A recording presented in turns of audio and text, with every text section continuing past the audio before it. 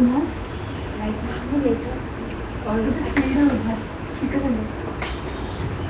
already played.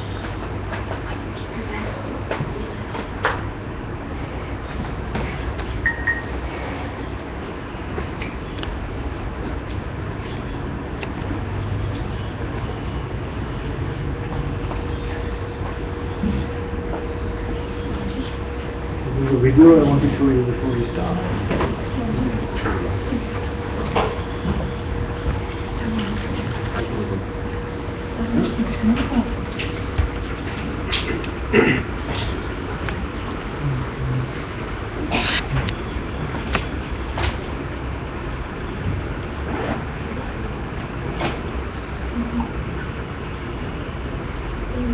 Namaste, Ananta.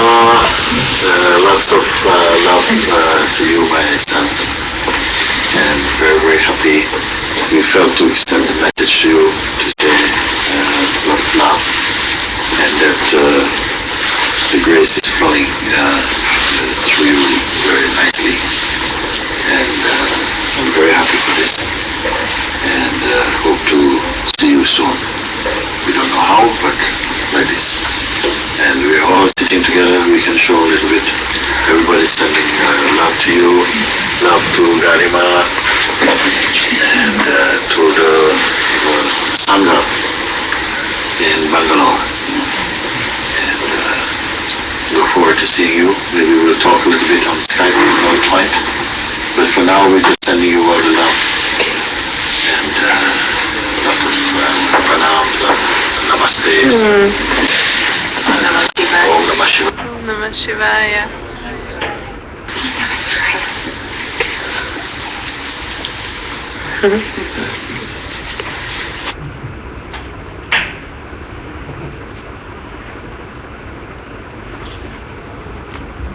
Where is Mooji right now? Kochi. I know that. Kochi.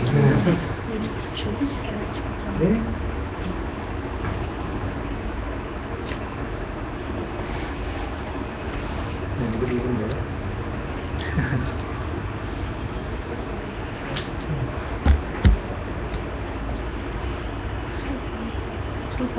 It's okay.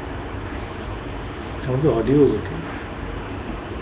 You ask Priyanka to tell you if she's not able to hear. Not right now, if she's no, it's okay. No, I mean, the listening part of it.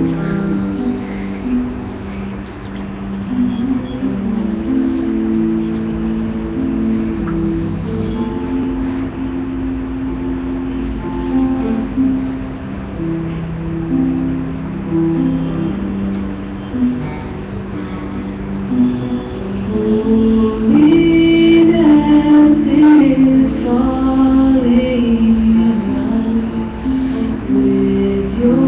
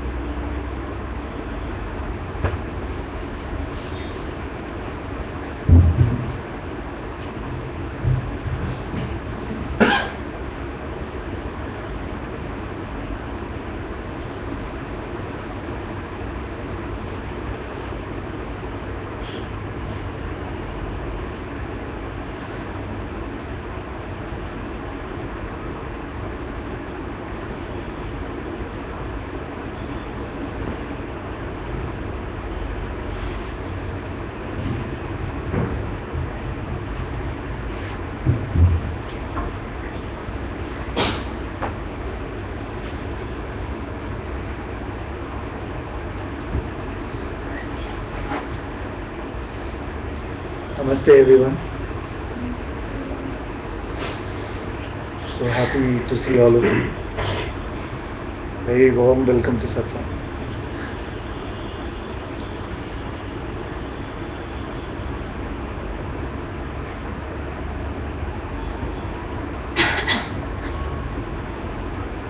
So we all know how this works. It's simple, there's nothing really. If somebody has a question, they can come up here and we can have a conversation and see how it goes.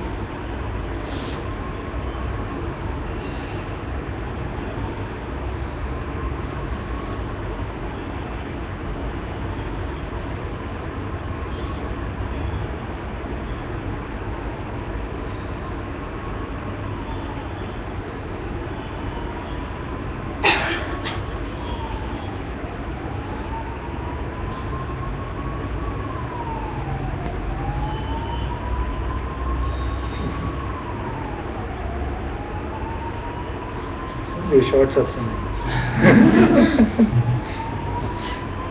Prasanna, come.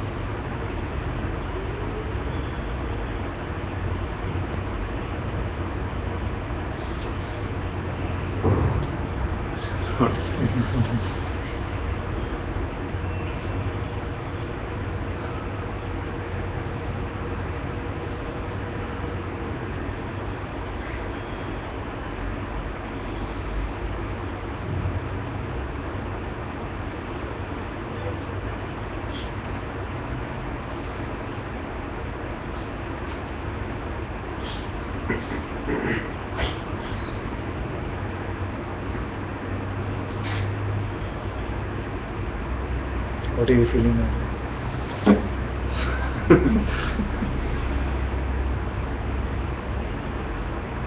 Nothing.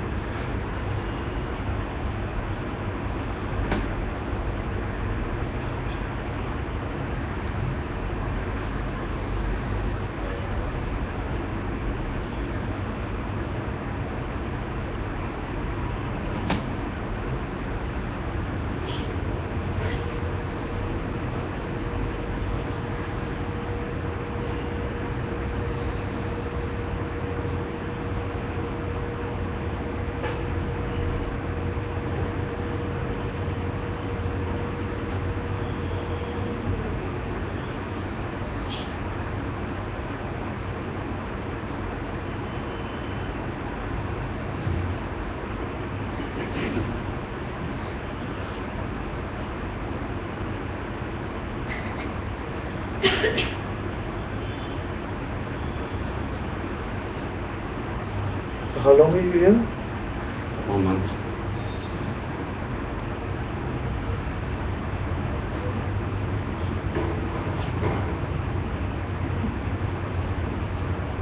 The silence of feelings.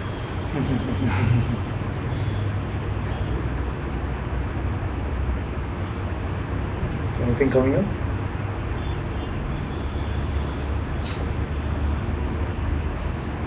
You feel there's anything left?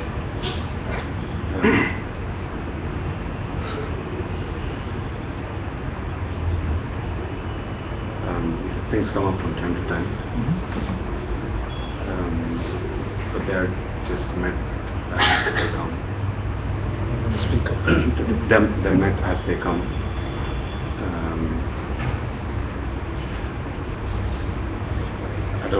I don't really know. I mean, I don't know how to express that. It's just I don't have a way to tackle it or anything. It just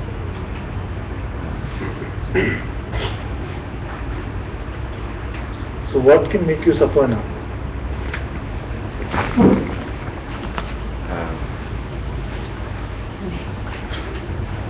justify others that could be suffering. I really don't know what to do, resisting or non-resisting. I'm just absolutely clueless. That's my statement. Very good.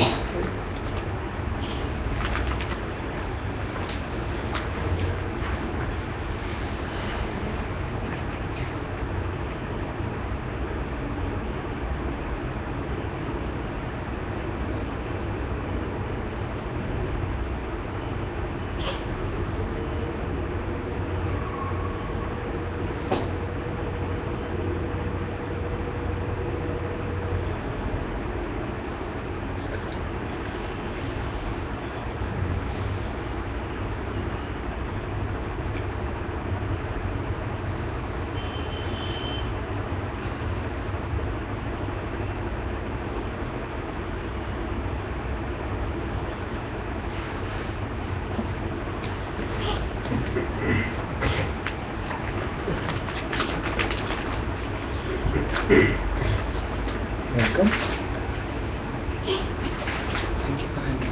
Thank you for being here.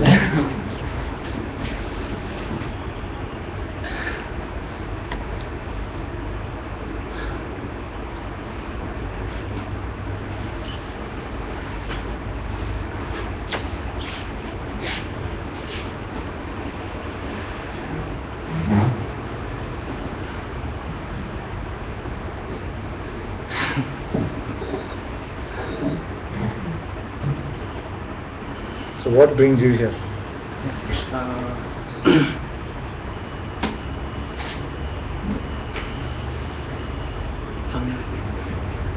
To be with the Sangha and to share an experience. Okay. The being self or the presence, which I feel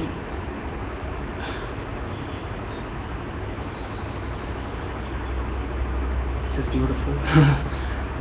So beautiful.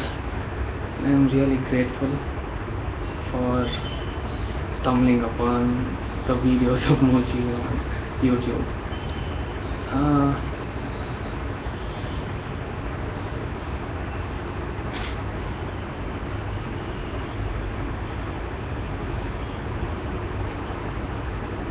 It happened. What happened? The change, I could see it for myself. Like, I don't know how it happened. And it was like, what happened is,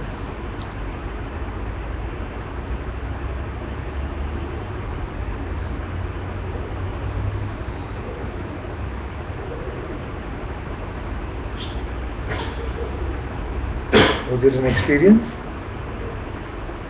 Experience,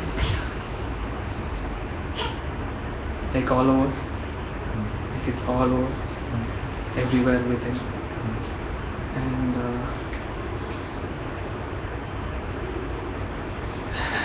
I don't know if it's one with the being or I am the being, because I am the being. And So who was aware of this experience? who was Who was aware? I still am aware of this experience. Yeah, who is this? So an experience came, it was very beautiful, sublime. It was like the ego completely dissolved and it was everywhere. You felt you were everywhere. And then that experience sort of came back into its normal state. So it came back to normal. I am still perceiving. Still perceiving, and I still have to keep going there. So this I want to know who it is. The one who is perceiving this experience and this experience, who is this one? So no matter how horrible the experience would have been, how stupendous the experience could have been, the experiencing was still there. That we agree on, isn't it? Who is this experiencing or perceiving reporting to?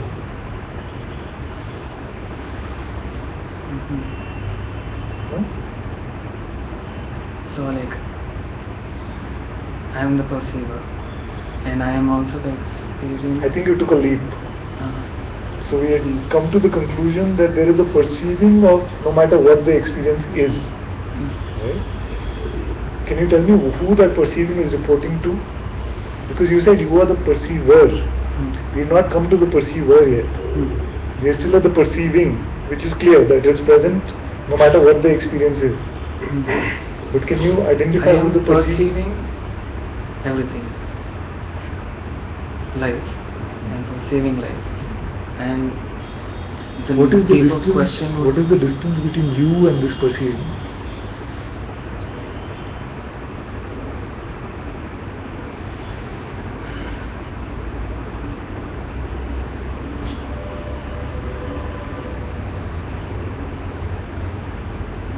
distance between me and the perceiving? Where does perceiving start and you stop?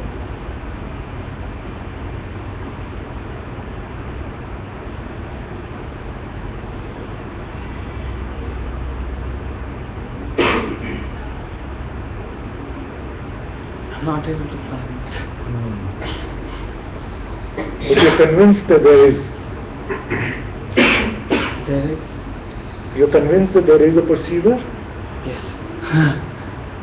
Because it's too far out a concept to be sure that there couldn't be a perceiver, or to even imagine that there couldn't be a perceiver at all. Is it too radical? Too radical. Too radical an idea that there might not even be a perceiver? It's like I sink into it. What is this I that sinks into it?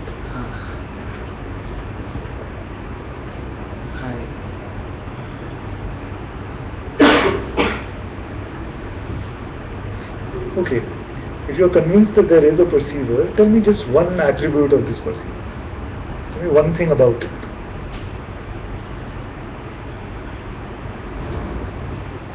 Just being present. Even that is perceived? It's perceived Oh, or it's not? perceived, yeah. Oh, yeah. I never looked at it in that way. Yes.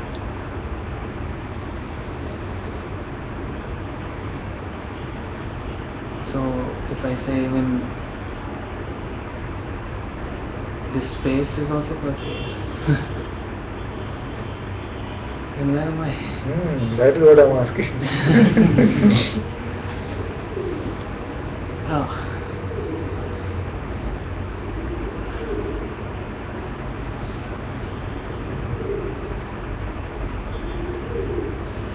So is there a definition for me? So let's step back. We said that you had a great experience and it still continues. And you're experiencing all of this as well. No? Yes. In your dream state you could experience different universes, different realms altogether. They're all experienced. So the perceiving is there or the experiencing is there. Right? What we are trying to figure out is who is this perceiving reporting to? And all of us, or most of us, are convinced that there is a perceiver there who the perceiving is reporting into. Correct? No? Now you are a little doubtful about it, but Yeah. at least when you started you were very strong that there must be. Yeah, I was sure. But yes, but how do we know this? Is there any evidence whatsoever Of this perceiver? perceiving. Can you find? Can you show me where? You can even close your eyes and see if there is.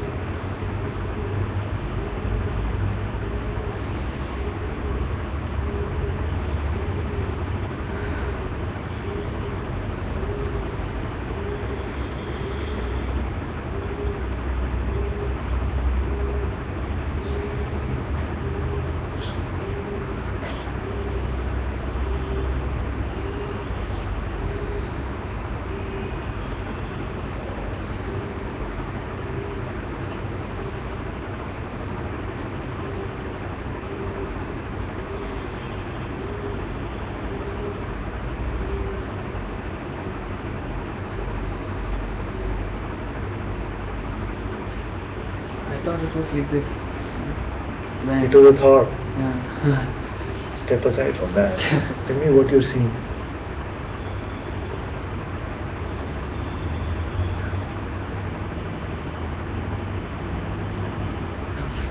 I'm seeing. I'm seeing. I am seeing. I'm just seeing. You're seeing that you are seeing? No, I am seeing. I Yes. am seeing. So is this?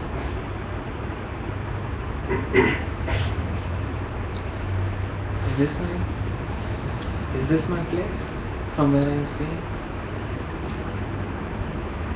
Is there an entity there who is seeing? I'm seeing. I feel I. So there is a seeing. uh, Is there an entity which is seeing? I think I'm seeing from a whole. That's what I think. that is just pure imagination. Imagination. You're visualizing this now. Doesn't need any imagination, doesn't need any creativity. You just have to see for yourself. And the mind will now come in and say, this is so difficult, it's getting complicated. You know, I was happy, I had this great experience. Now what is this guy after doing all this weird stuff? You know, the mind will come in with all this resistance. Right? But my submission to you is to ignore that for just some time. And just stay with me for a while. So it is clear to you that there is a perceiving of everything, right? When the eyes are open, there's a perceiving of external objects, of people. When the eyes are closed, then there's a perceiving of energy constructs, like thoughts, imagination. There are also constructs which come up when they're perceived, isn't it? Yes. But is the perceiving touched by any of this? Is it affected by any of this? No. It is not affected. No. And that is seen clearly. Yes. Where are you in relation to this perceiving? What is the distance between you and this perceiving? I am the perceiver. You are the perceiving. I am the perceiver. You're the perceiver. A perceiver implies that there is an entity to which the perceiving reports. Is that your experience? No, I feel I am the perceiver at the end. Which the perceiving is reporting into. No? Yes. So the perceiving is gathering all this Yes. information and reporting back to you. Yes, I am there. Where is this you? I am there. I am If just it is there. reporting back, then locationally it must be separate from the perceiving, isn't it? Or it must be connected in some way, but But I feel I am that. you are. I am that, the perceiver, the perceiving. I am perceiving. Right now, I am perceiving. Right now you are the perceiving itself. Yes. That's what I think. That's what you're thinking. So that's why your words don't have the conviction yet about this.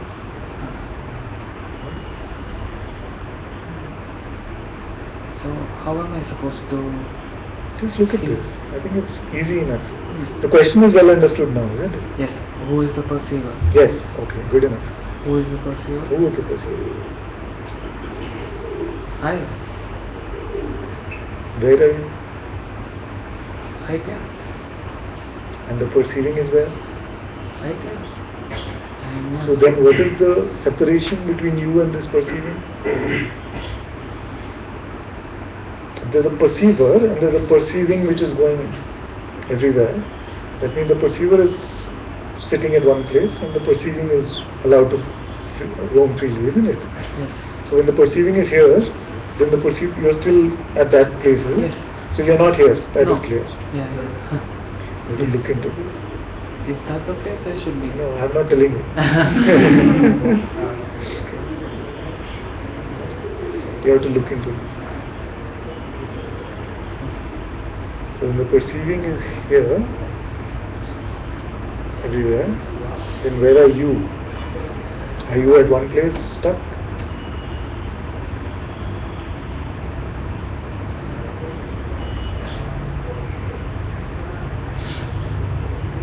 And what are your attributes? My nature. Yes. What defines you? So the perceiving we know Yes. what it does. What defines a perceiver? Emptiness. Or you might think I'm just saying the words. Yes. But I did feel it. No, don't. All that is gone now. No feeling. Don't rely on any of that. That's all past. It's over. Oh, okay. No? So what happens is a beautiful experience comes, then we attach ourselves to that experience and we want to say, that happened with me. So it's not happening now. It is. So you have to figure out what is true right now.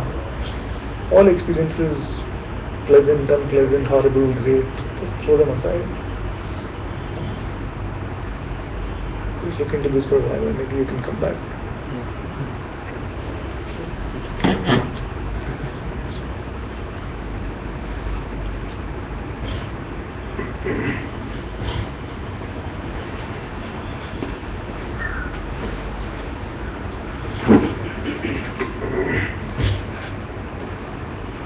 Have something to say?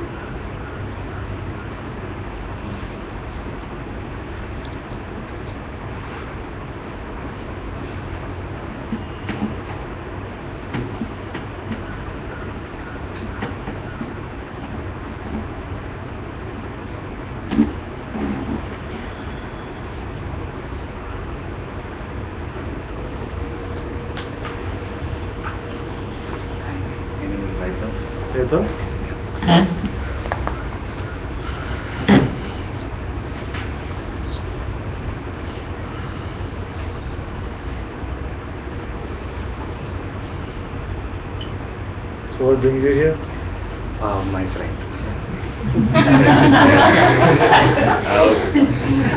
have to say in one line, last time I met her, before she started coming here, I think, and the next time I met her, I see a lot of change. Very positive glow at the first sight, and that's when she asked, I immediately said yes. Yes. Which parents name was she? Which business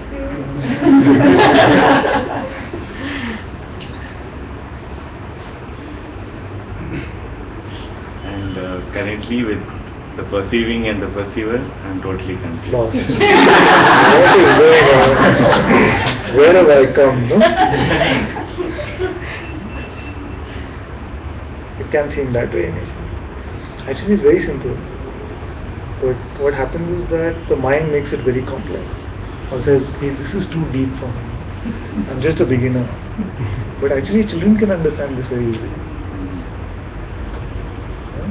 So when I say the mind, do you have an understanding of what I'm referring to?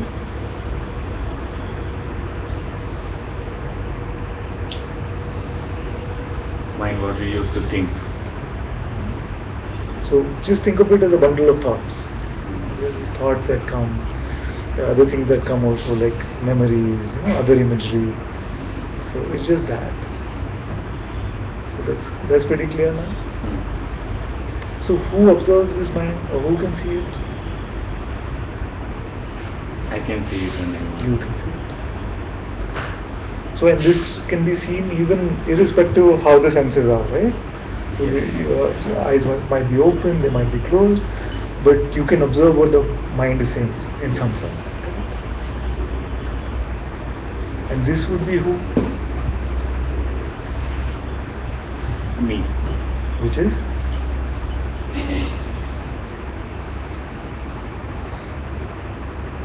Probably my mind again. So the mind will come up with answers, and we're so used to listening to what it's trying to tell us. Yeah. Have you seen this? Yeah. So I'll give you a tip. You want to get rid of 99% of your suffering? Or you want to keep it, is it? So don't follow the instructions of the mind for a week. Are you going to try doing that? And don't make it like a war with the mind. When we get into a war with the mind, then it becomes like a big battle. Just play it like a game. You say, okay, the mind is trying to tell me, get up, see your email, okay, what are you doing here? All these kinds of things, just ignore. And let life run your life for you. It sounds very weird, I know initially. It does.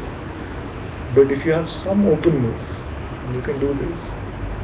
The ability of life or of any external event to make you suffer will go away. Isn't that a great deal? I can't think of a better deal than that. What's coming up? Share, it's okay, it's good to expose. You ask me not to listen to my mind, Yes. but I tell my mind what I have to listen to. How? Whatever I feel is right, maybe. And, okay, so tell your mind one thing now.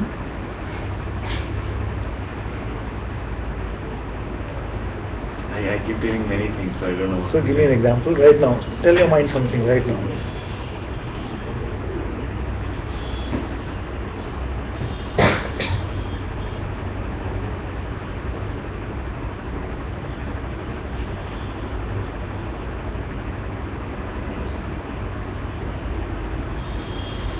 Can't be so tough. Because you yourself said I tell my mind many things. At least one now you can tell. For me you can tell. With respect to it. Just anything. Tell your mind whatever comes. Just say it and then expose it here. This is what I told my mind.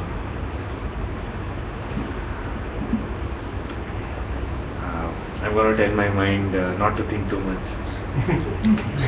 And this is not a thought? Where did this come from? Did you know before this thought came that this is going to be the thought that comes? Well, no. Yes. So this is also mind. You getting what I'm saying? Hmm? So we feel that we control this thing called the mind.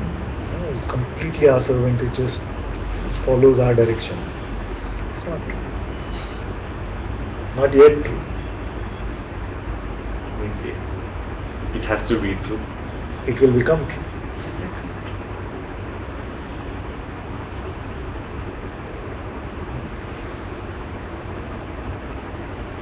So everything that you feel you are telling the mind, is actually just the mind playing games. Mind asking me to tell the mind. Because the thought which you said that I'm not going to listen to the mind is also another thought. And the mind is nothing but a bundle of thoughts. Have you looked at it this way before? No. Are you willing to try it? Yes. So if I don't listen to my mind, Yes. what do I do? Let life flow, give you the answer. Don't try to predict what's going to happen, because immediately what will happen is the mind will come up with this fear. Won't I lose my job? Won't I, I'll be sitting at home, or won't I become a mass murderer? All these thoughts will come, isn't it? None of this will happen. At least a mass murderer thought will At least that guarantee I got.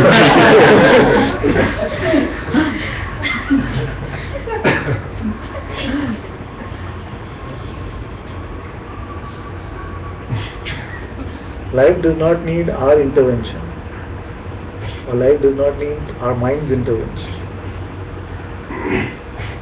And I'm not saying this with the intent to make you believe me right now. I'm saying experiment with it, play with it. And then if you can come back and tell me this is how I'm still suffering, irrespective of not listening to my thoughts, then I would love to have that discussion. Who is not suffering in this world? How is mind telling that we are suffering? Okay, but who is, can you give me an example of somebody who is not suffering?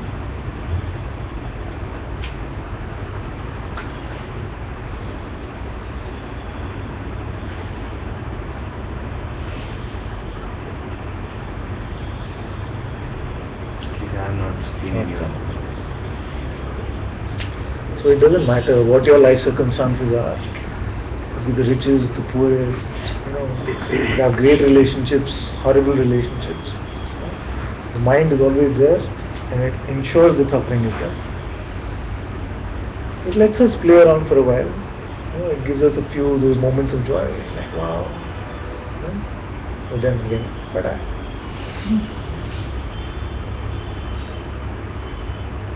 But if you don't follow this, and it becomes easier and easier, then nothing will have the ability to make you suffer. And all that is needed is for you to have this little bit of openness. Most of the world, 99.99% of the world, if they hear this kind of stuff, they're like, this is complete nonsense. Right? So at least in the first satsang, you remove that complete from there. This might be still nonsense, but at least, it's not complete nonsense. I'm willing to give it a try. That much openness is there. I don't get the word nonsense. Very good. And if you look at this together, I can tell you that in a few weeks, the transformation that you saw there, you will see here also. No?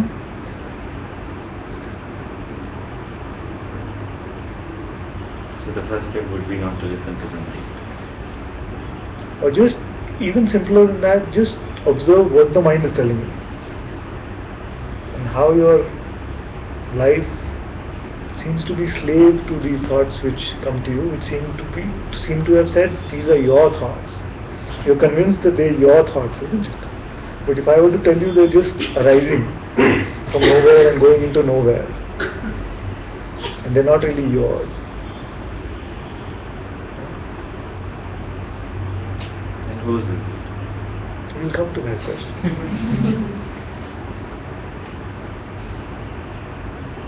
But for now, just look at them. What are they trying to tell you? How strong? Which ones are really strong? Which ones are just like, we get lots of thoughts actually. Many of them don't have any impact at all because they don't have anything to do with our identity. Right? So if a random thought comes that one day I have to really, play this very interesting game, it won't have that much. It won't make you suffer so much unless it becomes a really strong desire. It won't make you really suffer so much. But one day, if a thought comes that I'm hopeless at my job, that kind of thought can really make you suffer. Because part of your identity is to be good at your job. Anyway, just for now, just watch what these thoughts try to tell you. Even about satsang. Even while you're sitting there, sitting here, when you go back, just see what is the message they're trying to convey to you. You do that? I've started. Very good, very good. Thank you so much. Thank you.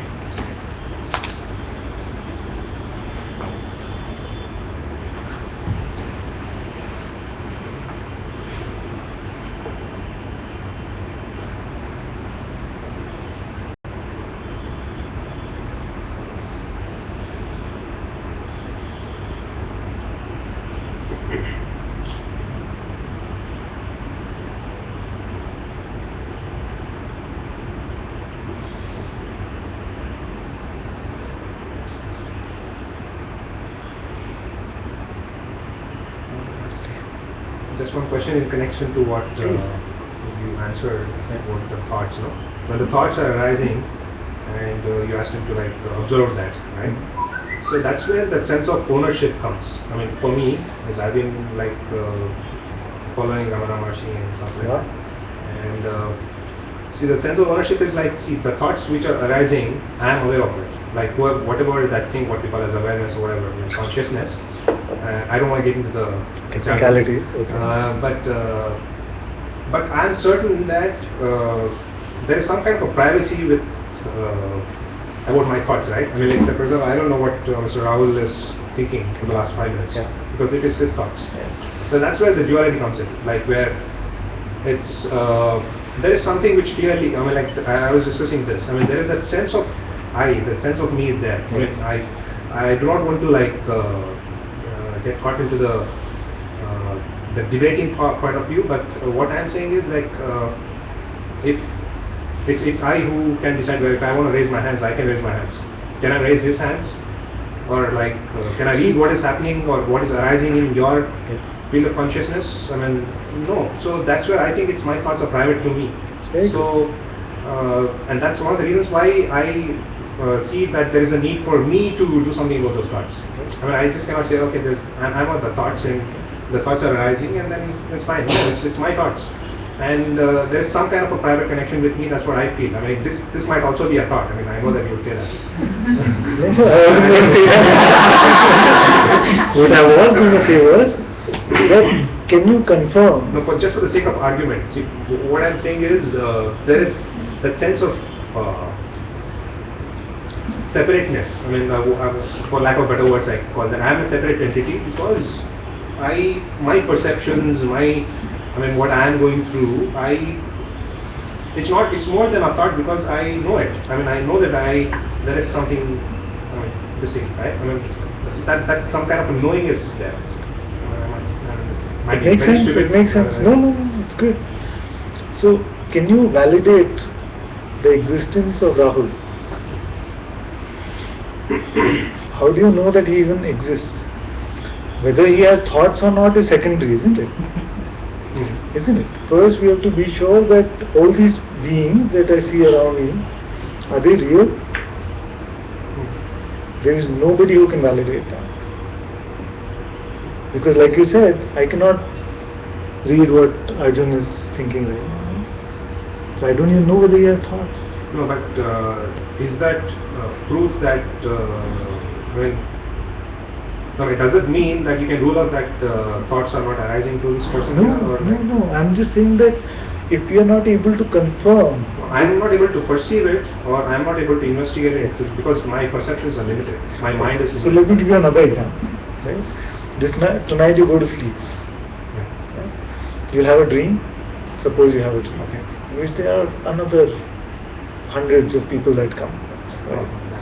Now, will those people have thoughts? In the dream they seem like they're behaving very normal. Are they your thoughts or their thoughts? Correct. Now I get So in the same perspective, there's no way in which we can say that this is not just another dream. So that is why when Maharaj said that the only thing we can truly say is the truth, is that I am. And even at the end, even that I am is not true. No, when I say Maharaj, you know, Nisargadatta Maharaj, have you heard of him? Yes. So he used to say that. So what do we know for sure is true? What do we know really for sure that is true? Because it is true, it's not a thought which is telling me this, I know this for a fact. So basically it's just a belief. I mean, I think that people sitting here are all like real people with thoughts and feelings.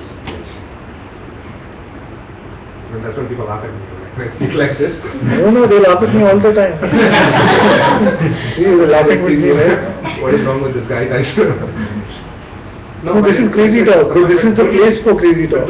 But don't you think that we realize see, when you gave the analogy of a dream, Yes. I said, yeah, fine, it makes sense. Why? Because I'm not in the dream, right? After you wake up from the dream, then if you tell me, okay, those people who are sitting there in the dream, were they real? Okay, What if you were to wake up right now?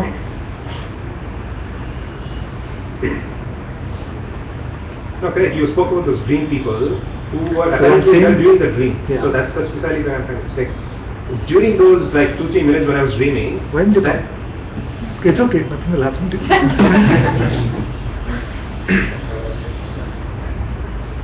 I'm sorry, I don't know how this works. It's fine. Come on. Sorry. No, the analogy is like really, it made sense. I mean, that's one of the reasons why the doubt kind of dissipated. But the irony is the illusory nature of those people in my dream, right? That seeing happens only after after I wake up. It doesn't happen during the dream.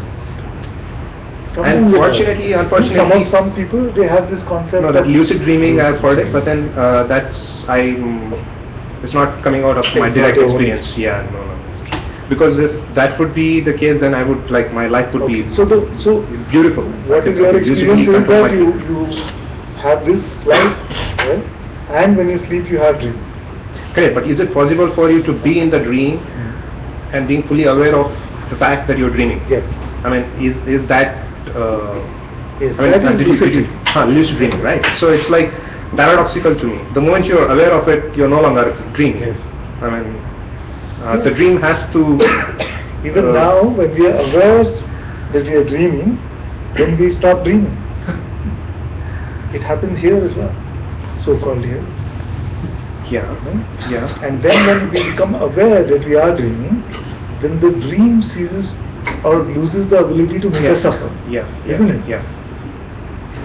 So you mean to say that there are those temporary bouts of periods when you are conscious about the true you nature? can have these temporary insights, or once you experience for yourself your true nature, and you're clear that this is what I've always been, then all of this becomes just a play that is going on. Correct. But in relation with the day-to-day transactions, what I do, like I drive my car and I take it out now and then And for that a does not practical stop. purpose. Yeah. Those don't stop. Even in a lucid dream, when you're aware of the dream. No, but in the lucid dream, Yeah. it's okay if I crash my car. I mean, like, I know that it's an illusion, right? It like I need not have to. If I have a flat tire, then probably it's like I need not have to like kick the thing and like feel fret about But it. one of the things that you will come to realize when you realize your true nature is that you will also see that you are not the doer anyway of any of this. Yeah, that is at the root of my question. So it's like that. See, now there is the sense of I, which is the doer and the seer and the perceiver, and then. Okay, let's take a simple action. See that you sense. are sure is your action. Let's take a simple, because doership is what you're asking about. Take a simple action which you're sure is your action. No, at least there is some kind of intention. What is an intention? It's like, see, you asked me to come from there to here. I came. I'm pretty sure that this is my action. I mean, like, what I'm saying is, what you are referring to is the decision making which is happening, right? So at every moment we are making decisions. Some are small decisions. What is the basis Some of are yours? So sorry. thought comes. So when I made that invitation to you, Correct. So thought could have come. Don't go there. Why should you have to listen to him? Correct. If that was the compelling thought in the moment, you would not have moved, isn't it? No, exactly. So that's what I'm trying to. But it's so that do you mean And to say did you that the create thought is that thought? dictating my Yes. life?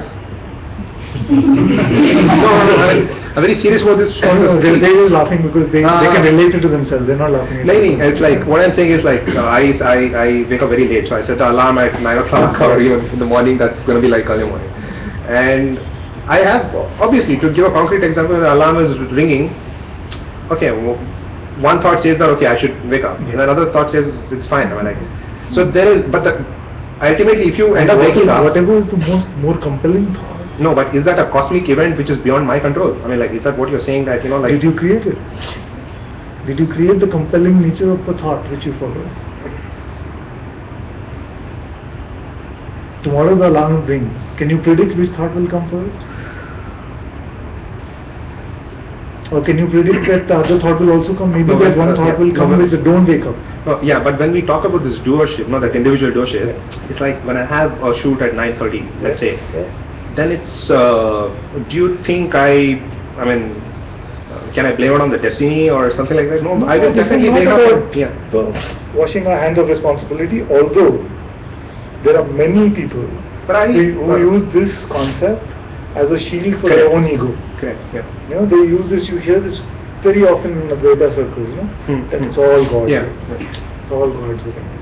But the way they're saying is when it comes from their mouth, you don't see it in their eyes, that's surrendered. So they're just using it as another mental concept or an egoic concept. Yeah, that surrender is the word that was coming to. So that part I honestly have difficulty in understanding that intellectually. I mean, of course, this is we are exploring what my individual experience is. So in my experience, of course I understand these concepts like non-duality and whatever little I have read and discussed.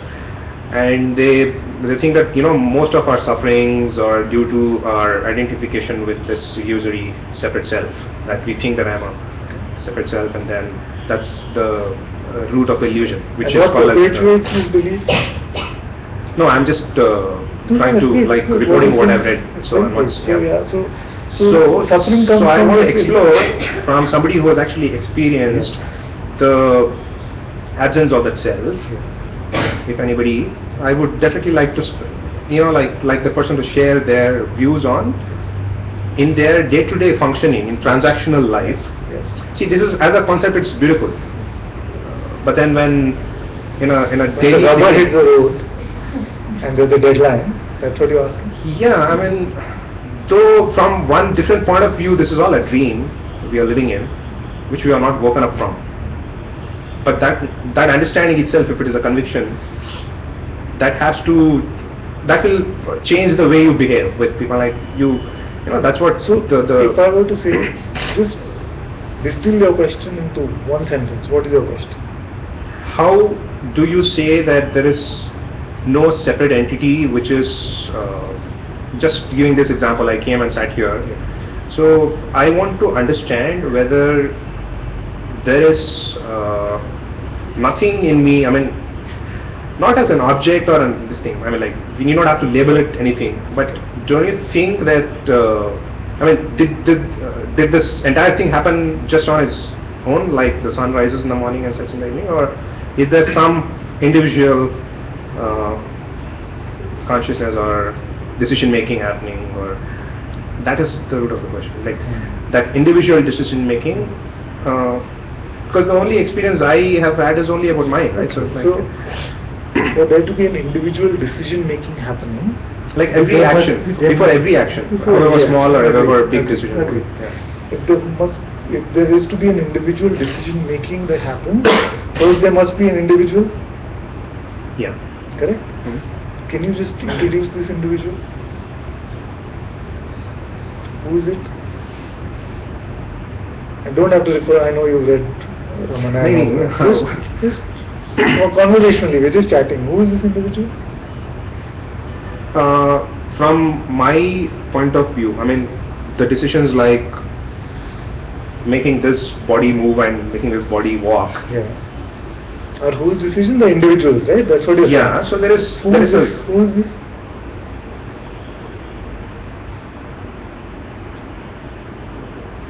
There's something that I is. cannot. Yeah. See, There's something that who that is not an object for me to show. It's like a laptop. Okay. Just So give me some- I.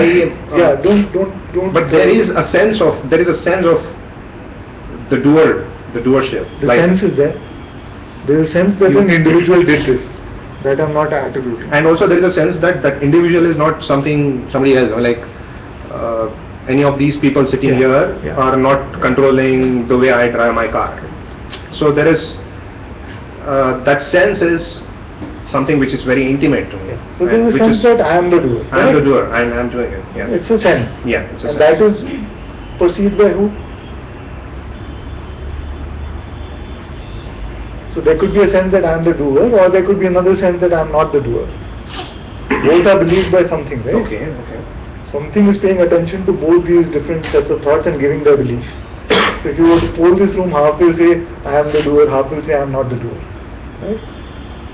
It's a thought which becomes gets attention and belief and becomes like a real strong concept for us, isn't it?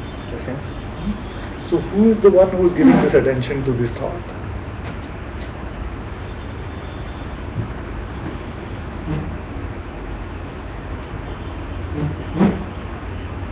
Yeah, like I said, it's not an object for me to give any dimensions to that. Just give me some. It's just some like when we talk about love. even when you say, yeah, exactly. So we can, love or we can't say this is anything. love, but we can say love is so great, so beautiful. Even when they say anger or anything else, it's just an energy Yeah. you feel rising in you, and then So is the one who's giving attention also an energy field?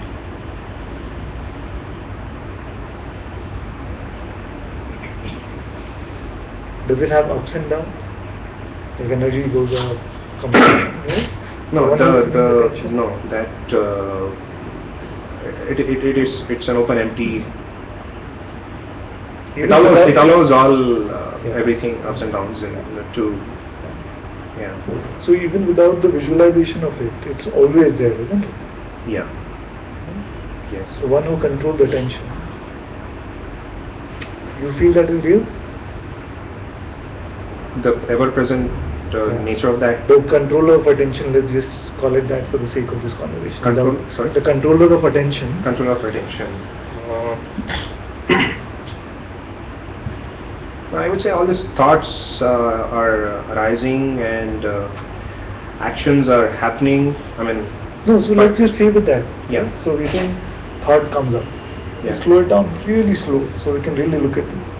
A thought comes. Says this is crazy stuff, right? A thought comes. okay. Now, is there something which can decide whether to give it attention or not? Yeah. Yeah. There is? Yeah. Okay. Yes. So suppose it is not given attention, right? Means you ignore that thought. Ignore the thought. Yeah. Perfect. Okay. And there could be another thought which there's a decision, there's give it full attention. Okay. It's like you pick this thought or you ignore this thought. So that. So who is this decision maker?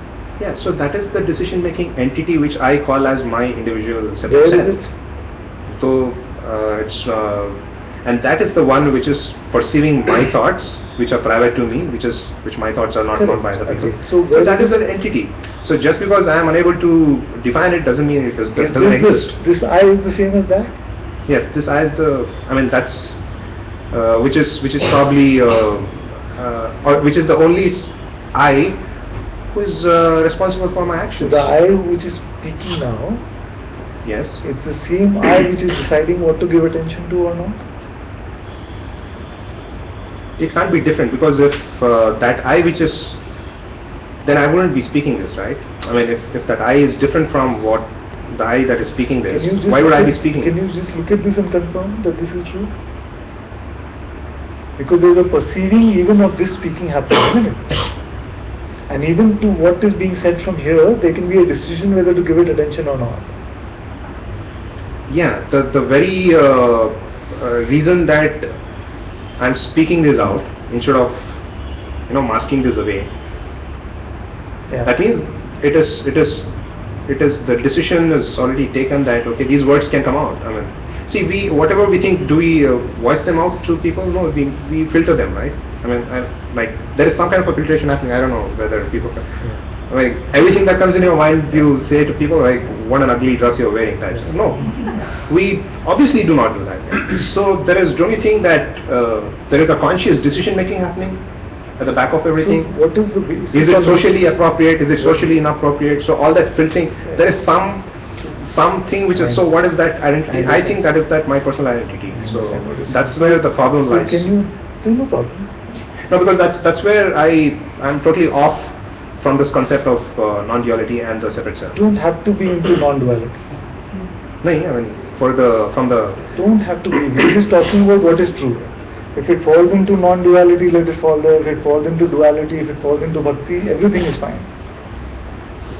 No? We're just talking about what is true. It doesn't matter whether what stream of yeah, but correct. But then if when learned people say that it's an illusion, Yeah. and then I do not see that illusion, that's fine. then I have this curiosity to find that out. It's like So just staying with what you were saying, you were saying that a thought comes yeah, and then there's either attention given or not given. yeah. Can you tell me how that decision is made? I think that decision is made through my conditioning and a lot of stuff. I don't think there's going to be, and I've actually not explored that process of decision making. You should, no? Because Yeah. is there enough time for the conditioning to come in and say no, this thought? That means more thoughts have to come for the conditioning to come into play. I'm talking about real time. We've really slowed it down. A thought is coming, and we're deciding whether to give it attention or not. Who controls this, and what is that process? Is what we should look into. If we are talking about doership.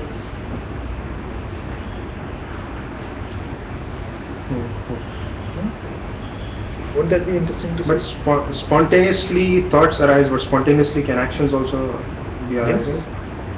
Why not? Because your action can either be after thought coming and you buying it, Yeah. or it can be just reflex. This computer is humming and I catch it. Was there a thought? Okay, reflex.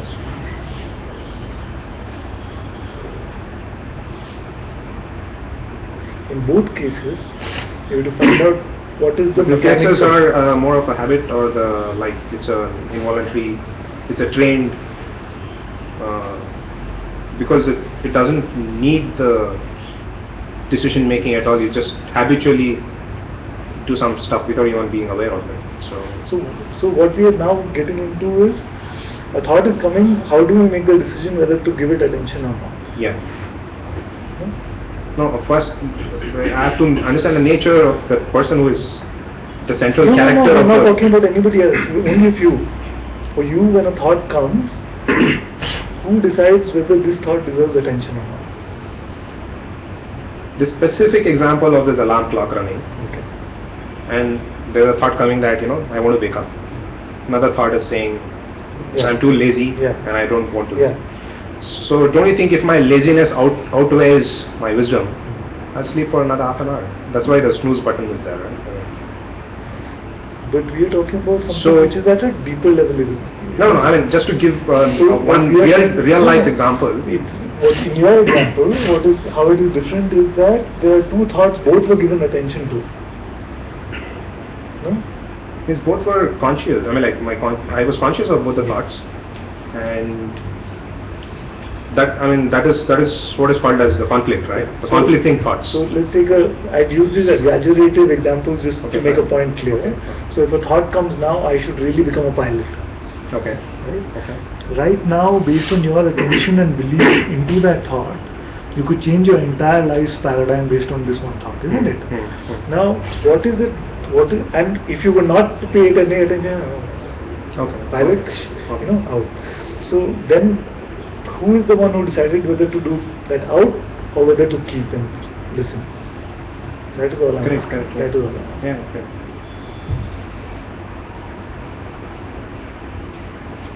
There's no specific answer from my experience, But it because can be looked at. Because what we are saying, having our doership or my doership, it's very dependent on this, isn't it? Correct. So I get. So don't let the mind now come in and say, well, this one is too abstract or it's too vague or whatever, right? Really look at it. I can promise you the developers will be very good at looking at this question. And how do I go deeper into that? How do I explore this phenomenon of decision making? When you look at thoughts which come, Yeah. there are some which attention will be given to. Means some you will go by what the thought says. Not even follow, not even translate into action. Huh. There are some thoughts, there are like thousands of thoughts which come, right? Correct. Only some get our attention. Some are just, they just Yeah. come and go, right? So can you just watch this process? Why some are given attention and why some are not? And who is the one deciding to give that attention? And who is giving attention to those thoughts? We'll try that. Thank you so much. Thank you so much.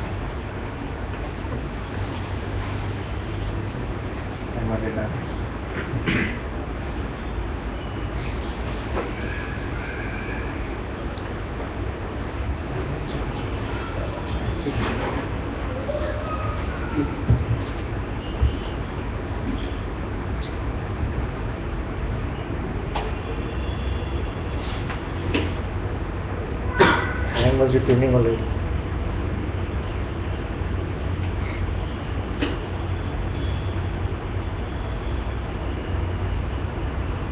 Became too technical?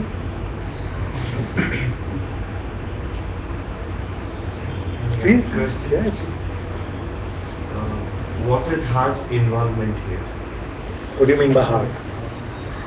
See, because why I'm asking is, because most times when in the regular day-to-day conversation when we have, when we refer to heart, most people refer to it as the emotional center.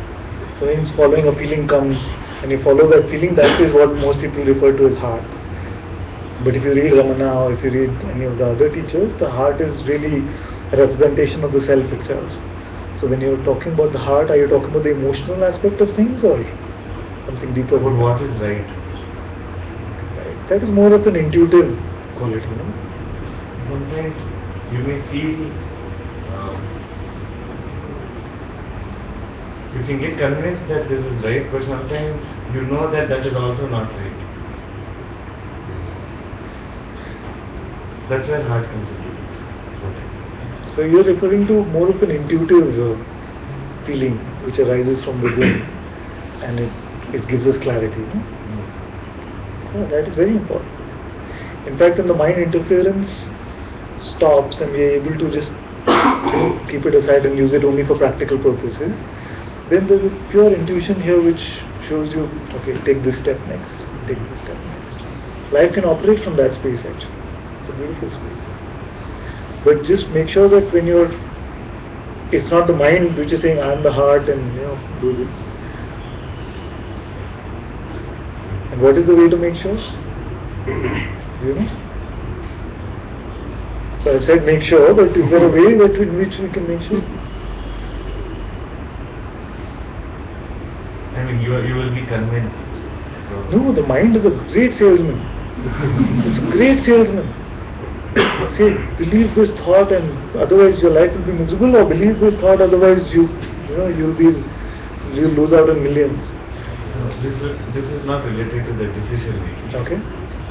It's just that you will know that it's true. Whether you are involved or not, whether someone says it's right or wrong, whatever it is. But at the end, you know it's true.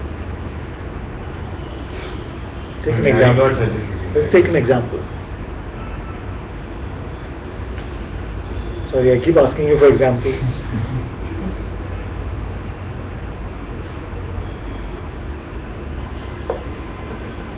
Then the conflict comes. And who's looking at that?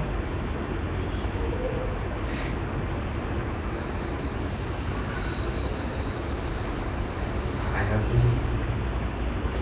You have to. But finally, there's an answer. Yes. No question will be left unanswered, I can promise you. No?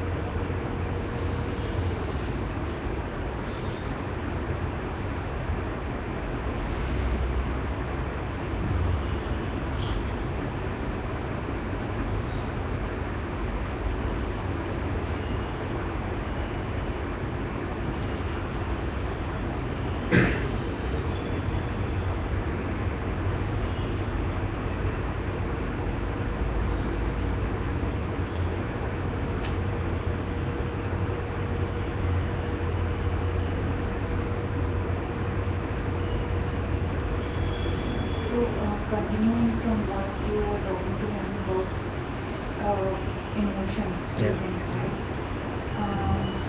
So you should let go, like just like thoughts, feelings also keep coming into Yes. the brain, and it is up to you whether you want to pay attention to those feelings or not. But sometimes you get carried away, right? Yes. With feelings. Yes? So, and when you get so carried away that you reach a point where you feel that you're really unhappy, Yes. how do you, I think that time it's a pretty difficult time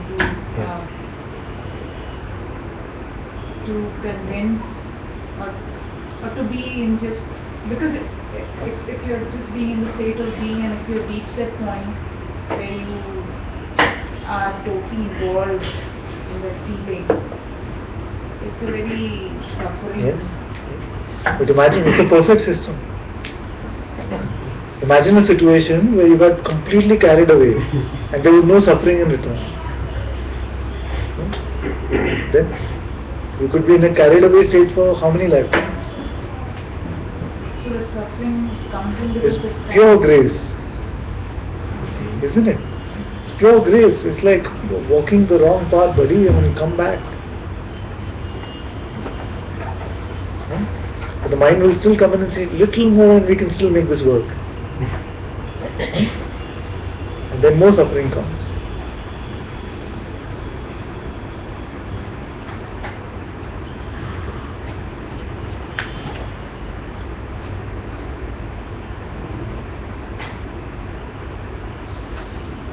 I believe in the Quran it is said somewhere that the prayer is, "O Father, make those who go away from me, make them weary so that they may come back home."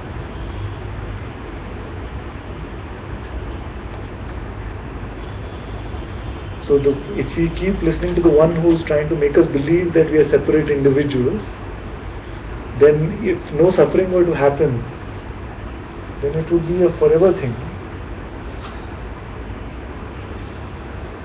Most people who are here have suffered a lot. Otherwise they cannot have the openness even to come to a satsang. It's very rare, very few. Like you hear stories of Ramana, who as a very young child just had this awakening experience. But otherwise most people who come to satsang are really, their ego has been smashed all over the place.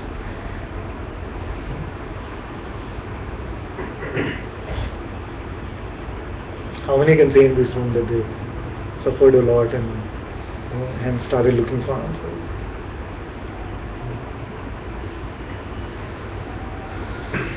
Then how do you start? I mean, how do you, come to that point where you feel that okay, this is how much I've suffered. In the physical sense of the body and mind and heart and the feeling part of it. How do you move on from there? How do you, keep going on from there?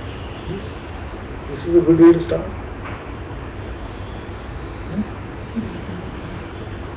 It's a very slow process. In some way you want to hurry up and... Come here.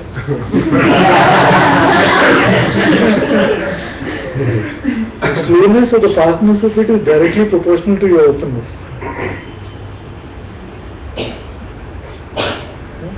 You want to be, let me evaluate every step and then really slow.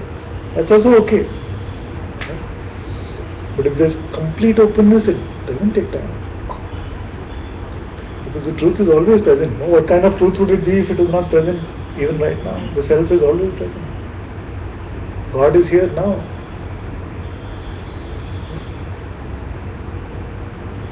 But if we have a divided faith between our own minds and God, then slowly, it's okay.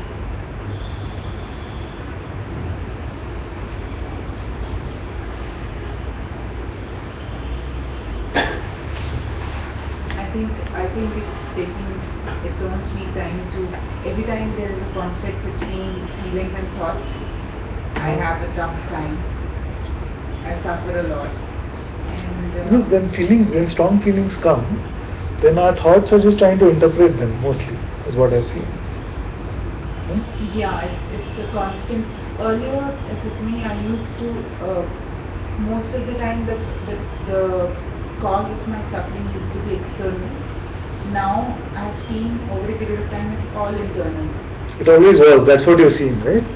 That the event could be anything, but what made me suffer is my belief in something which is not true. In a sense, maybe I used to blame others. Yes, exactly. Now I know that it's irrespective of it. And that even that blame was arising internally, wasn't it? Yeah. So the cause of the suffering was this blame which was arising internally. Otherwise, how can these external events have any impact here? But now I feel that some way or the other I was responsible and I suffer even more. Because there is a conflict between feelings and thoughts, and it's even more... But both can be let go of or no? Sorry? Both can be let go of or no? Yes, I have let go of them at many times. But then there are times when I get totally pulled into them. But right now they can be let go of. Yes, they can be, but I'm not at peace.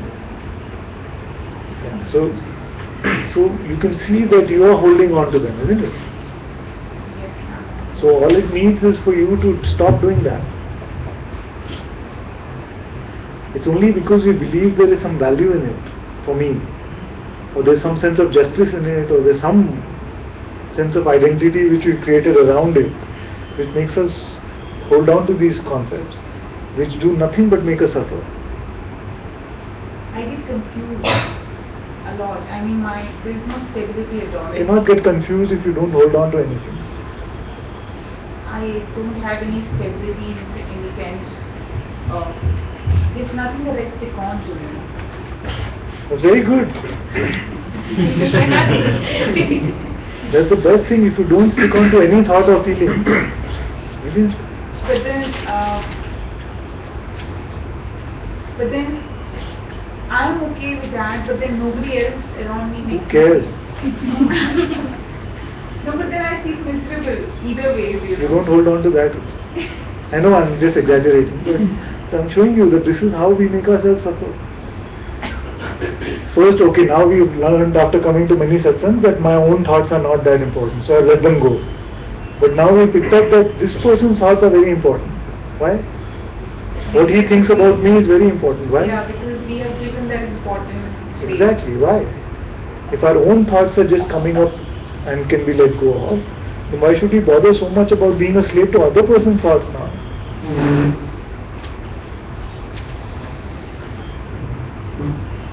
Is this replacing one form of slavery with another?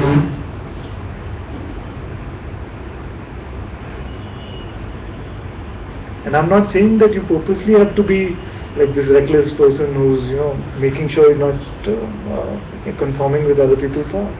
Just saying that when you follow your heart, then you don't have to be in a closet about it. Maybe it's a relevant time to be talking about these things, but there's a huge spiritual closet that all of us live in. Oh, I'm a spiritual person, but I shouldn't tell my family because then they won't understand and they'll start getting worried about me. No, it's a very important closet that all of us have built for ourselves, and we confine ourselves to it. Why?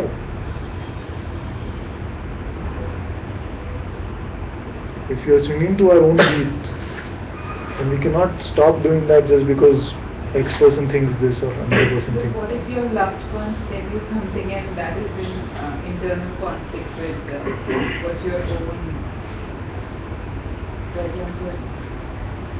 You have to look at what they are saying. I'm not saying ignore everything that they are saying, but look at what they are saying, look at what you're feeling intuitively about that, and then follow or reject based on that. Same way when you look at a thought that comes up, you have to intuitively check whether it's true or not. Sometimes I feel like just running away from this whole place. It will not help. Because what we are trying to run away from is still here. And it goes with us. So many people want to renounce this world, go to farms, go to ashrams. How does it help? Because what they needed to renounce is still with them. I mean, like, I don't want to be, sometimes I become so cynical and so pathetic that I feel I don't want to be around anybody in this. And I just want to be, that's it. I don't want any external... And that is why God is never so unkind to make all your desires come true. No, because what kind of enlightened being would you be if you were to be put in a space with 5-6 of your close loved ones? You would lose all of that.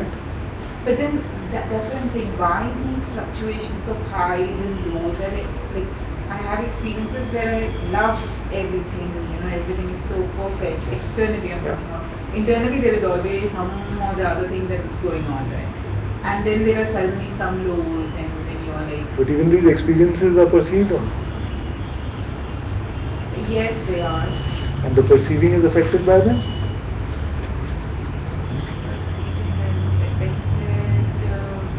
If the question makes sense? No, the perceiving doesn't get affected. Perceiving is on or off. So are you closer to perceiving or to the experiencing? Sometimes I get closer to experience. That's when I think the detachment... So how do you move in this position? Up and down. No. When you say that, okay, I'm usually closer to perceiving, but sometimes I'm so close to the events or feelings or whatever. How do you move like this? By giving it your attention. Okay. Yeah, that's what I get carried away. So, unless we are investing attention into something, it does not become real for us.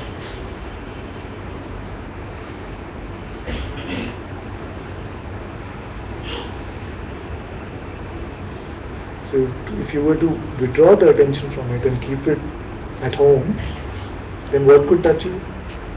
But aren't we saying the same thing that we experience over and over and still don't get it? If you're not getting it, you will experience them over and over.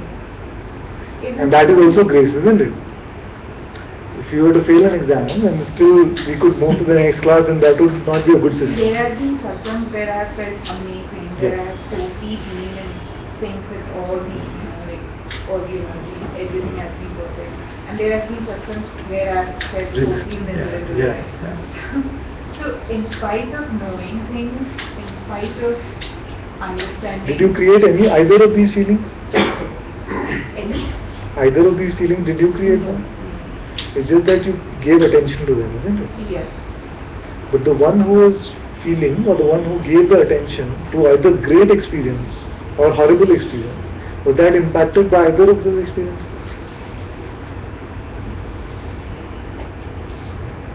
Can you identify who that is? Who is what? Yeah, the one who is looking at this feeling which was great, and the one who is looking at this feeling which is horrible. Who is that?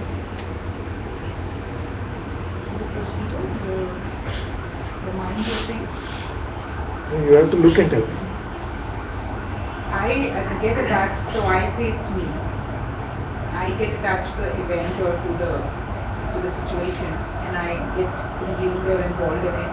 And so that's why when I'm experiencing good moments and good time, it's like very good.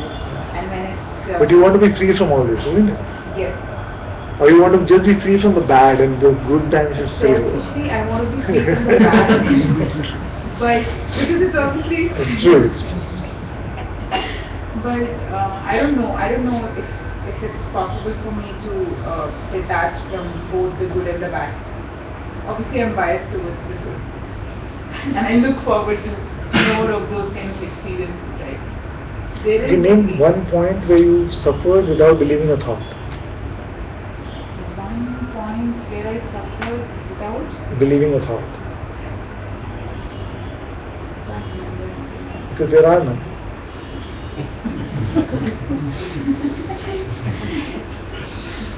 Simple, no? We just complicate it needlessly, right?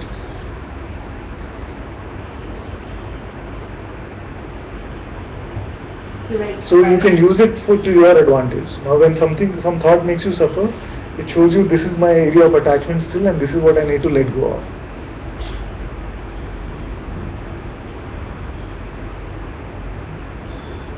Therefore when it comes up, it is a sign of grace that okay, this I hadn't looked at, it's still here. So that's why even over a period of lifetime, if we don't learn or if we don't settle those issues, we take another birth and keep solving the same problem over and over again. Yeah, I mean, we don't have to stretch it so far, but yeah, I would be okay. It happens with me all the time. I don't know. I feel that. But you want it to be over in this lifetime.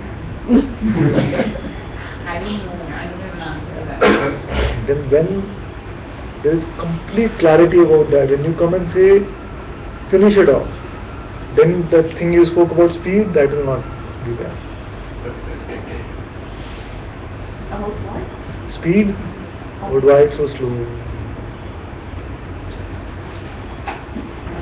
When you're like completely done with it and say, just take all of this away, then it will happen like that. But in a way it is, I mean, like I told you, the good experiences make you equally greedy also, going through those ups and downs, right? It's only the suffering that makes you feel run away from it. But the good experiences never feel like, oh, I still want to go away from all this. So that is the catch to So me. when a child goes out to play, having a great time. Then after a while it starts to feel hungry, thirsty, it starts to miss his mother and all of that. Suppose if that were not to happen, that suffering would not come, would it ever go back home? Obviously not. It will just keep having a good time. So there is an inner need in us to come back home. There is an inner need in us to see what is true. And that is why when there is a discrepancy between that and our set of beliefs and concepts, then suffering arises. So again I'm saying it's pure grace that it does.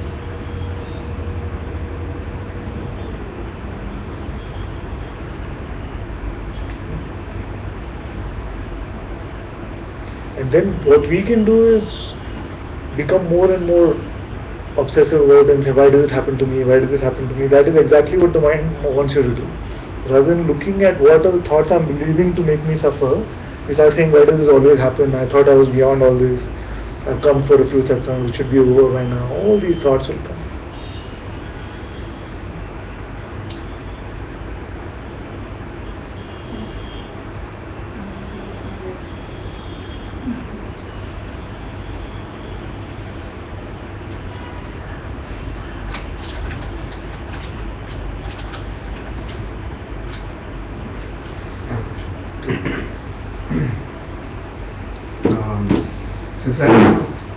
Cessation of thoughts. Cessation. Is that what intended? Is that No what? thoughts at all. I mean, I perceive that sometimes. Nothing. Just nothing. I perceive color, light, everything, but there is nothing. So what do you think? I mean, it's a starting point of that?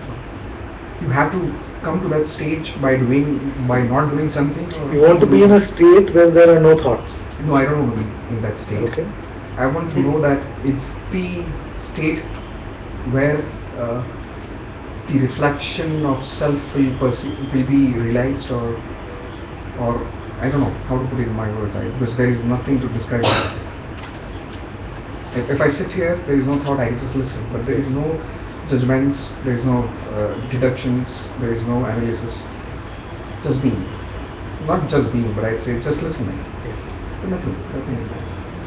I understand, but there is no. I can understand what you're saying, what is happening. Everything is very slow for me right now. So but what? I have no idea what you're asking, but you can come here. Into that. So everything is slowed down because you're in satsang. No, nothing like that. Okay. It's always like this. It's always quiet. Always quiet. Oh, beautiful. Nothing. I And just what look at- should be there? I wanted to ask you, is it, I have a fear that it's a state where it's an oblivion state, or it's a state where I will, the self will reflect automatically. Or What does it mean, self-reflection? I don't know, because I have, see, the thing is, maybe I've read a lot of books, and then went into stage by stage, and you will have, but and then I've read what you told also sometimes, and what I've read, and Ramana also says it's like, I'll have another question about that anyway. Okay. But Sure. I'm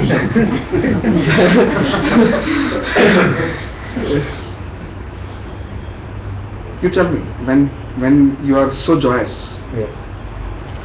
and you cannot even define the state as joy or miserably, Yeah. a state beyond that. Okay. What is that state? Because you cannot describe it.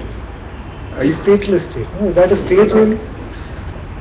How can I You're explain my talking words? about. Because You're talking about. There's a perceiving yeah, of joy or misery. yeah. I can perceive there is no thought. You can. There's a perceiving even that there is no thought coming. Yeah, I Right? can But the see it. perceiving is there, Yes, and clearly you are that awareness. yes. Now, what do you want? I don't want anything. Tell me it's correct or not. Yeah. So, But I will not give you a certificate that you've got something. right. Right. So, how now the progression of what I've heard from Mooji, what I've read from Mr. Datta, or what I've read from Papaji will happen to me? Awareness is worried about this. I'm aware of my perception. And it's worried about this. When I read those books, when I see the videos, then I get worried. Otherwise, I'm not worried. Okay, so it's what you are saying is, it is clear to me that I am pure awareness.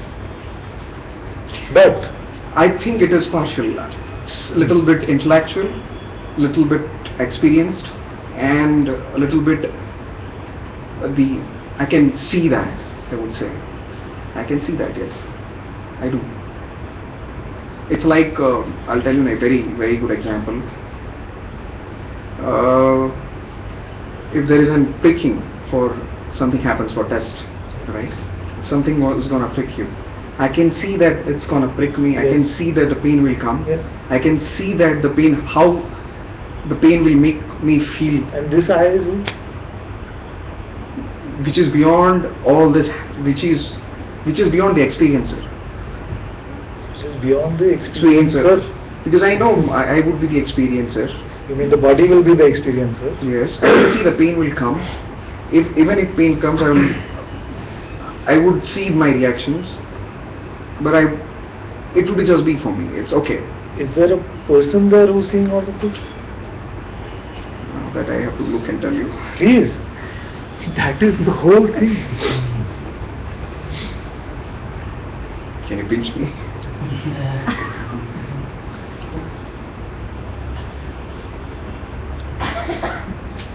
That is an unusual request.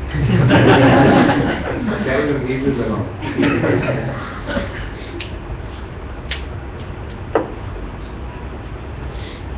Something is here. I don't know what is it. That is seen on. Yeah. Who sees? If I say me, you will have another question. Yeah. I cannot define who. But you're willing to look at it on. That's why I'm here. So don't believe all this mind stuff which is coming up. What is mind stuff? It is that you will ask me this and you will say this. What is it? Is it coming from awareness? Oh, I was making fun of it. Not a problem with it. Okay. No, but you know what happens is the mind can be very subtle in this way. In that critical moment, it can come up with these very humorous things. Yeah. When I start looking into it, my palpitation goes up. Something I'm afraid of. I don't know what is that. Yeah, but I'm there with you too. Yeah. Make sure nothing will happen.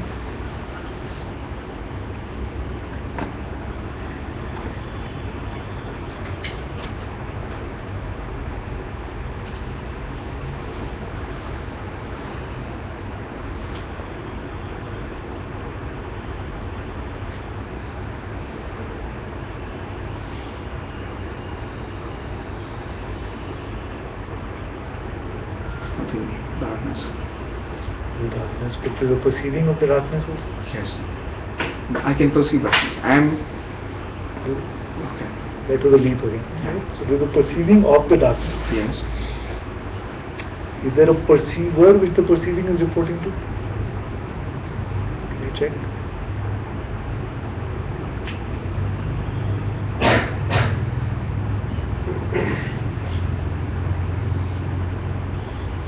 No, I am the perceiver.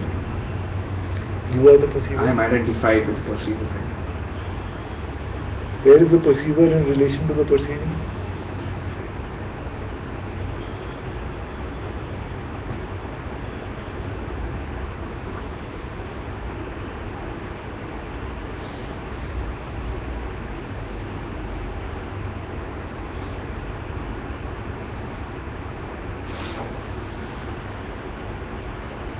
There's the distance between that two. I can see the perceiving as well. You can see the perceiving without perceiving? No, I cannot see. There is a perceiving which is now created. There's a visual of this perceiving being created which is being perceived by perceiving. Yeah. But still the perceiving is the same. Yes. So is there a perceiver to which the perceiving is reporting? Yes. Who is this? That's where I am not able to. You can do it right now. Don't Little worry, bit. don't leave any other thought. So there is a perceiving that is very clear. Yes. Can you tell me one thing about the perceiver? Just one thing, because we are so convinced that there seems to be this perceiver. It is present and it can There is a just- presence here. Yeah. There is a presence here. Mm. Maharaj also called I am. Mm. That is also perceived. Well, I can tell you that I can listen. I'm able to listen to you. I can hear you. Yeah.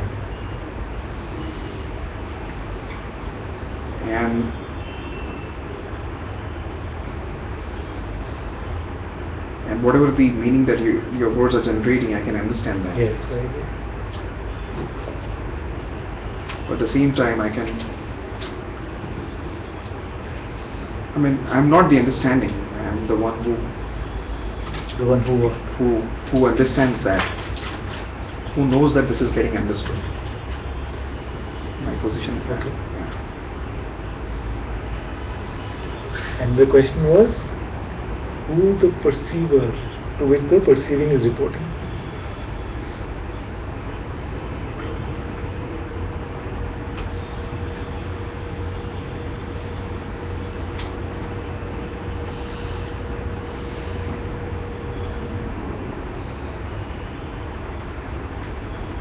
I think I'm being very fast right now. Look into it. It's actually not a difficult question. Yeah. It's very straightforward. There's a perceiving, which is perceiving all of this, and perceiving internally as well. Who is this perceiving reporting to? Me. Who is this me? That's just a label. So we cannot afford at this stage to put a label and then forget about the question. Right? Me is what? It's only a label, isn't it? But if me is real, then what is this me? But then I cannot describe in other words. Maybe my vocabulary is not that sound to express the right feeling. about it. Anything, even far off track, can you just express in any way? What is the distance between this perceiving and you? I can see that, I can feel that, I can hear that. The distance? Yes. Can you show me how? So there's a perceiving of this hand. Yeah. There's a perceiving. Just be with that perceiving. Hmm. And now tell me, what is the distance between the perceiver and the perceiving, or you and the perceiving? Don't visualize anything else. No creativity at all.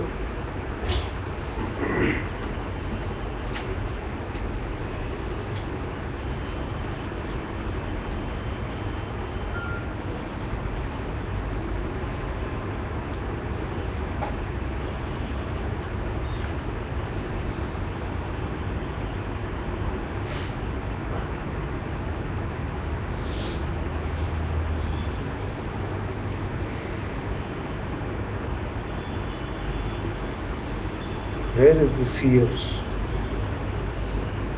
Here. You with me? Okay.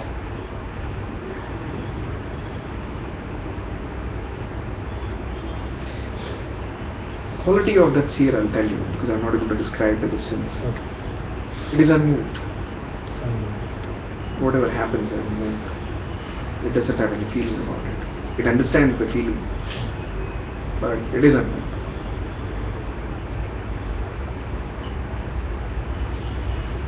Though I sometimes become angry, but I know that I'm angry. This seer becomes angry? No, That is also seen. it's also seen. So are you closer to that or to this? Closer to that. Depends. Depends on? Depends on the person with whom I'm angry. Depends on where you put your attention. Yes, yes, yes. That is the only thing it depends.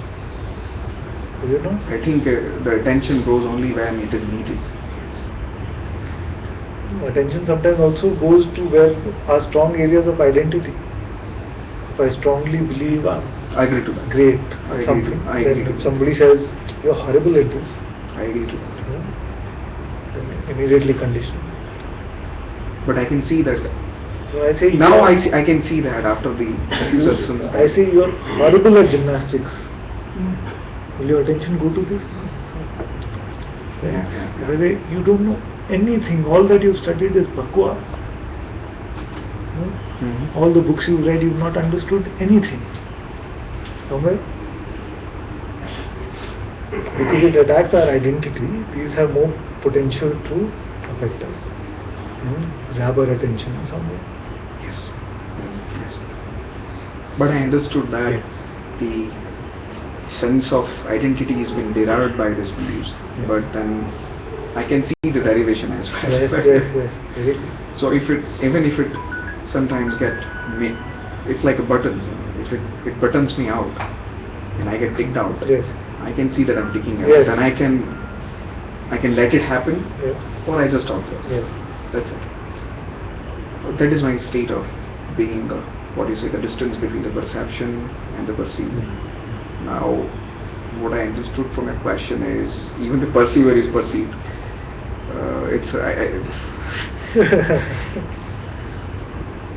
I need to check it, let you know.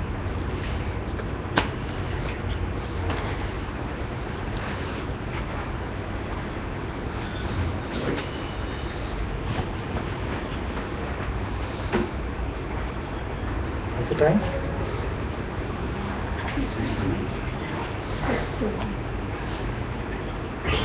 Somebody want to sing something?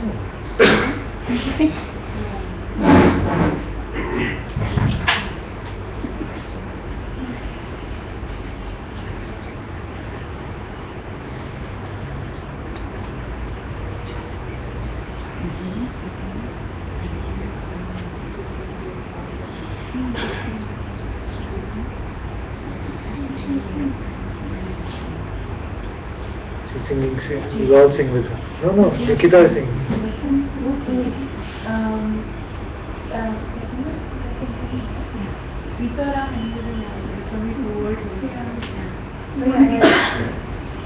What do you need? Guitar?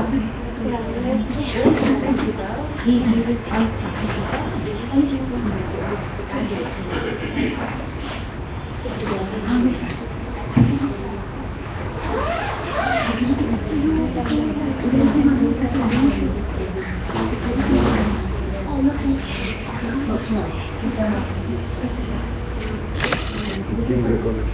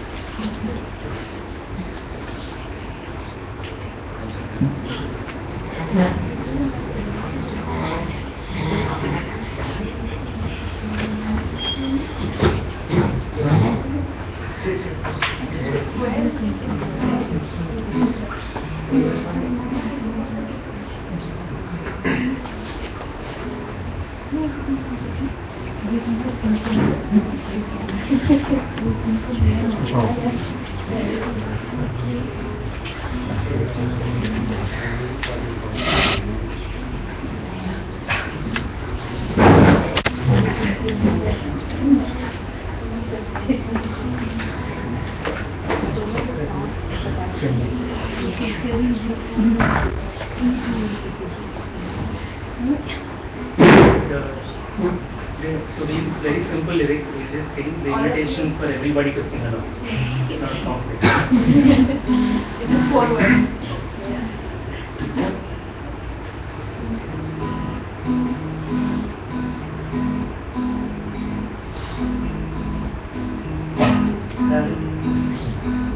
Sitaram, Jai Jai Ram, Sitaram, Jai Jai Ram, Sitaram, Jai Jai Ram, Sitaram, Jai Jai Ram, Sitaram, Jai Jai Ram, Sitaram, Jai Jai Ram, Sitaram, Jai Jai Ram, Sitaram, Jai Jai Ram, Sitaram, Jai Jai Ram, Sitaram, Jai Jai Ram, Sitaram, Jai Jai Ram, Sitaram, Jai Jai Ram, Sitaram, Jai Jai Ram, Sitaram, Jai Jai Ram,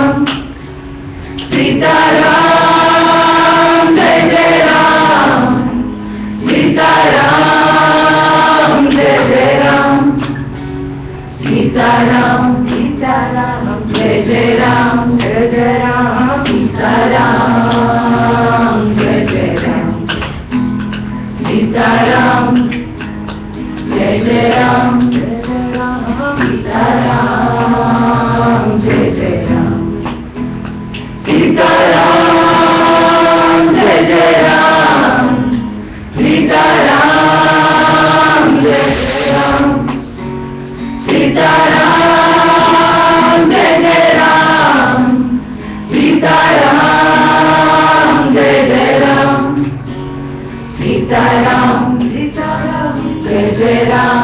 Jai Ram, Sita Ram, Jai Jai Ram, Sita Ram, Jai Jai Ram, Sita Ram, Jai Jai Ram,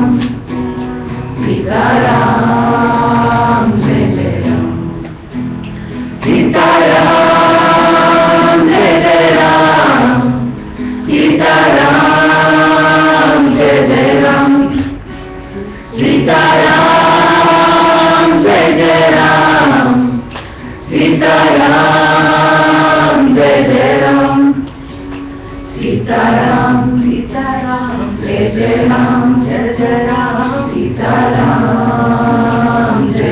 Jai Ram, Sita Ram, Jai Jai Ram, Jai Jai Ram, Sita Ram, Jai Jai Ram, Sita Ram, Jai Jai Ram, Sita Ram, Jai Jai Ram, Sita Ram, Jai Jai Ram, Sita Ram, Jai Jai Ram, Sita Ram, Jai Jai Ram, Jai Jai Ram, Sita Ram, Jai Jai Ram, Sita Ram, Jai Jai Ram, Sita Ram, Jai Jai Ram, Sita Ram, Jai Jai Ram, Sita Ram, Jai Jai Ram,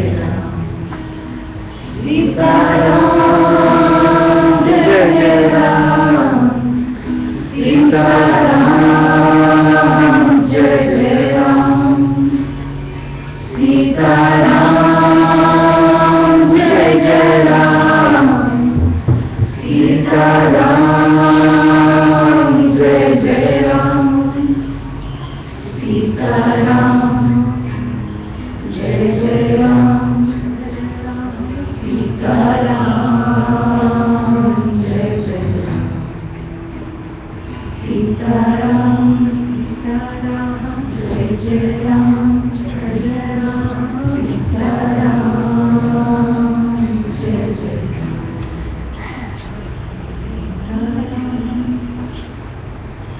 Jai Ram.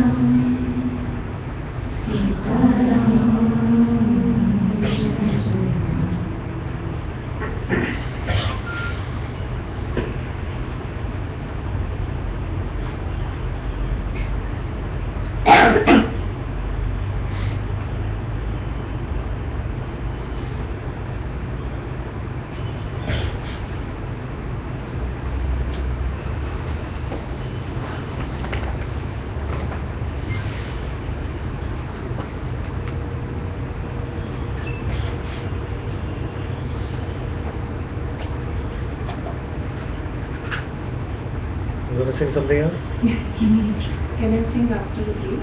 After the break? After the break? Maybe somebody else can sing. I just need to.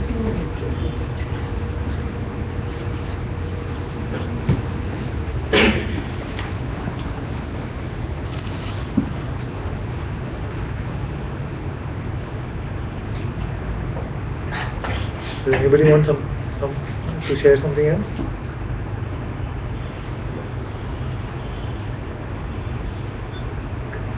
Would you like to say something? Thank you. I had the luck to be here. Rahulji?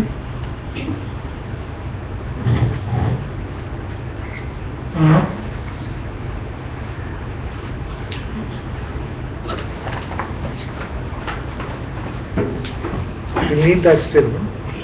You need that still? No, I don't. Can I? No, I don't know about that, but I don't think I can sing this thing, unless you want to strum it along.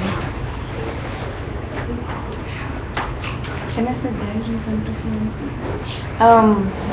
Can I explain the lyrics real quick, just so that it'll be easier to relate? It's a Ravi Das bhajan. It's called Tumse Ho Jodi. One of you played it on the group today. Basically, the translation goes into that you are the one I connect with. I've broken off with everybody else, and this is the true love I have found. It could be Guru, God. The lyrics go on to say that you are the earthen lamp, I am the wick that burns. You are the shrine, I am the devotee that goes to it. You are the mountain, I am the peacock. You are the moon, I am the chakor. Chakor is basically a bird pigeon that longs for the moon but never gets there, and love in a different way. Wherever you go, I want to do seva for you. You are the only one. There's nobody else for me. I shall try and attempt that. Please sing along, because one of the verses is very, very repeating. So, I'm trying to see.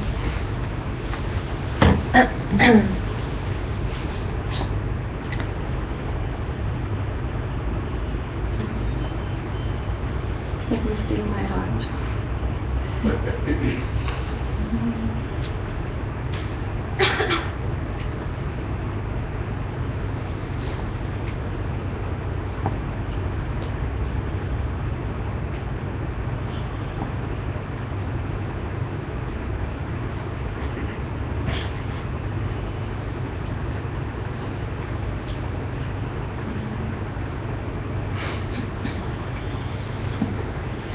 तुमसे ओ जोड़ी, तुमसे ओ जोड़ी, साची प्रीत हम तुमसे ओ जोड़ी, तुमसे ओ जोड़ी, तुमसे ओ जोड़ी, साची प्रीत हम तुमसे ओ जोड़ी, साची प्रीत हम तुमसे ओ जोड़ी। जो तुम गिरिवर तो हम मोरा, जो तुम चांद तो हम हैं चकोरा, जो तुम गिरिवर तो हम मोरा, जो तुम चांद तो हम हैं चकोरा, हम हैं चकोरा। तुमसे ओ जोड़ी, तुमसे ओ जोड़ी, साची प्रीत हम तुमसे ओ जोड़ी, साची प्रीत हम तुमसे ओ जोड़ी।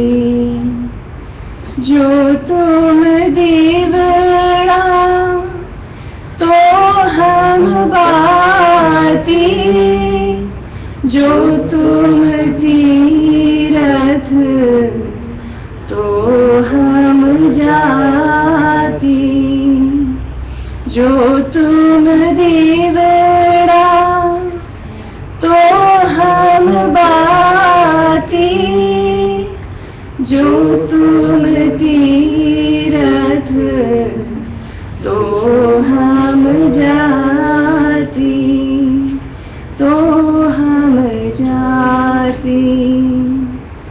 तुमसे ओ जोड़ी, तुमसे ओ जोड़ी, साची प्रीत हम तुमसे ओ जोड़ी, साची प्रीत जोड़ी जहाँ जहाँ जाऊं वहाँ तेरी सेवा तुम सो ठाकुर और न देवा जहाँ जहाँ जाऊं वहाँ तेरी सेवा तुम सो ठाकुर और न देवा और न देवा तुमसे ओ जोड़ी तुमसे ओ जोड़ी साची प्रीत हम तुमसे ओ जोड़ी साची प्रीत हम तुमसे ओ जोड़ी माधवे माधवे तुम ना तोड़ो तो हम नहीं तोड़े तुम संग तोड़े तो कौन संग जोड़े माधवे तुम ना तोड़ो तो हम नहीं तोड़े तुम संग तोड़े तो कौन संग जोड़े कौन संग जोड़े तुमसे ओ जोड़ी तुमसे ओ जोड़ी साची प्रीत हम तुमसे ओ जोड़ी साची प्रीत हम तुमसे ओ जोड़ी साची प्रीत हम तुमसे ओ जोड़ी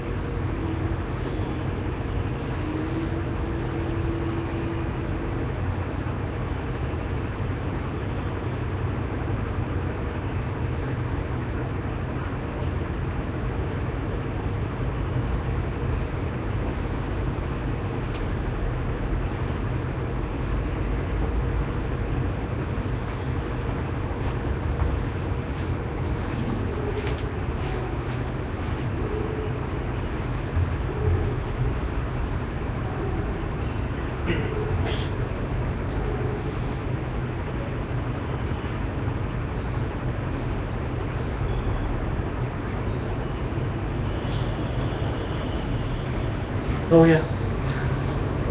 Just to connect to what you generally preach here, one question I would like to ask is, what is the difference between perceiving and perceiver? Yes. Because I thought if I am perceiving something, I should be a perceiver. It's not so automatic, because what happens is the perceiver presumes that there is an entity who is in charge of the perceiving. So till the perceiving it is pretty clear, no? Yeah, I can perceive. So when we invent a perceiver, that means there is an entity which is in charge of the perceiving. So the perceiving is reporting into this perceiver, but nobody investigates the essence of this perceiver. is it real or not? And if it is real, so we go around spending most of our lives believing that we are the perceiver without ever investigating the reality of this entity. And usually I don't answer the question because then it spoils your own discovery in some sense. But I think there are enough clues there to guide everyone.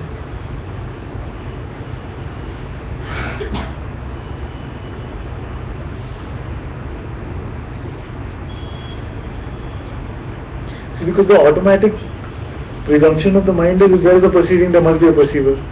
That automaticity I want to break, if that's a word at all.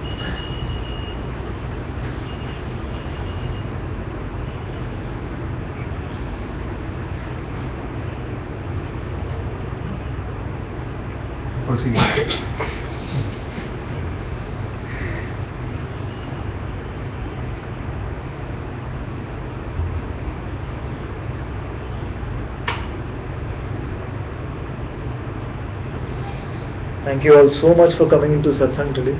It's pure joy to have you over here. We're going to have a small naming ceremony today, and anybody, all are welcome, but it's not essential that you must stay back. If you feel like staying, most welcome. Naming ceremony. Naming ceremony is naming the entity which is perceiving. No. That is beyond names.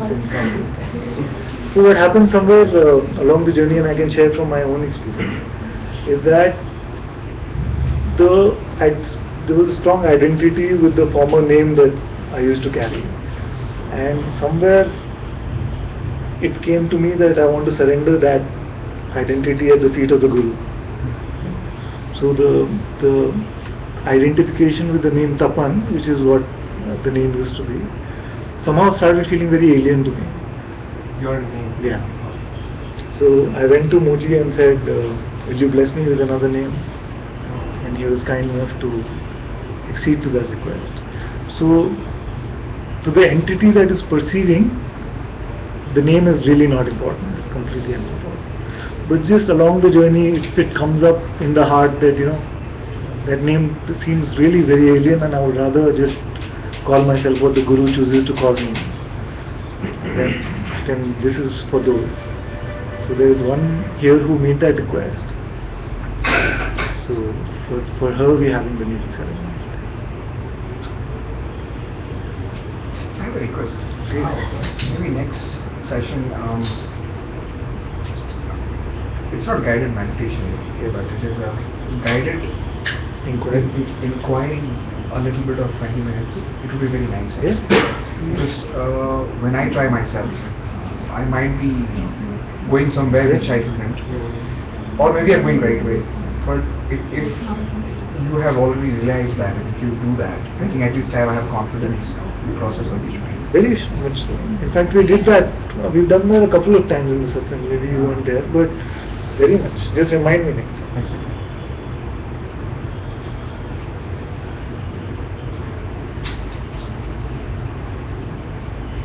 So Garima is going to guide me as to how all this is going to happen. Oh, I was going to say I have somebody.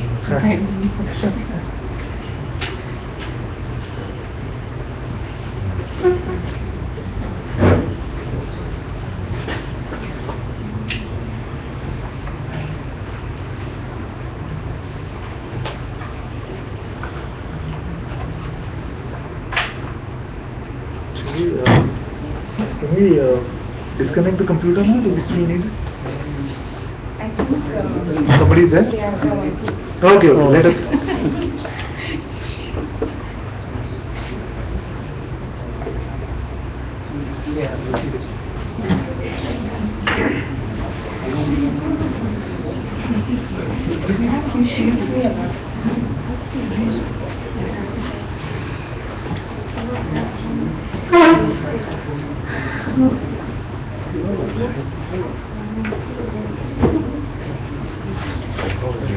Thank you very much. I'll meet you. Very happy. Thank you.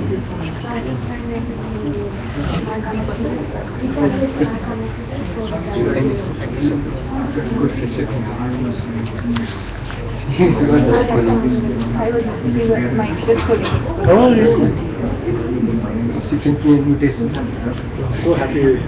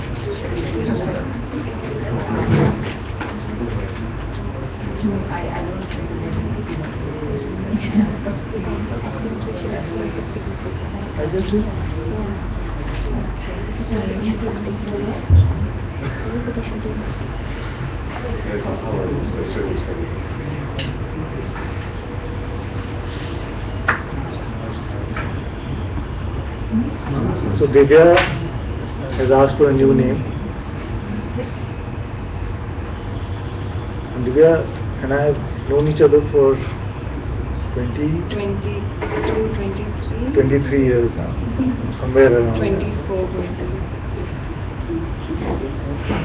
So the point behind choosing a new name and how this name came up, and it sort of appealed to me that this would go well with Divya. I don't know whether she'll agree with me or not, but we are beyond that point now. Was that it signifies something that I see in terms of the energy of the person, and also maybe gives a direction for that energy to flow as well. So there's this beautiful name which came to me for you, but it's completely optional for you to accept it or not. And the name is Ganga. Do you accept this name? Yes, I will.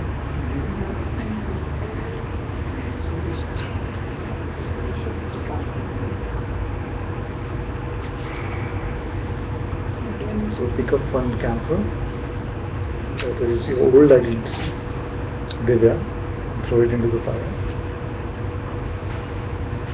Surrender everything that happened with Divya, all the events in her life, are all getting burned. And then this is a new identity. Pick that up. And also put this in the fire. So that may nothing stay.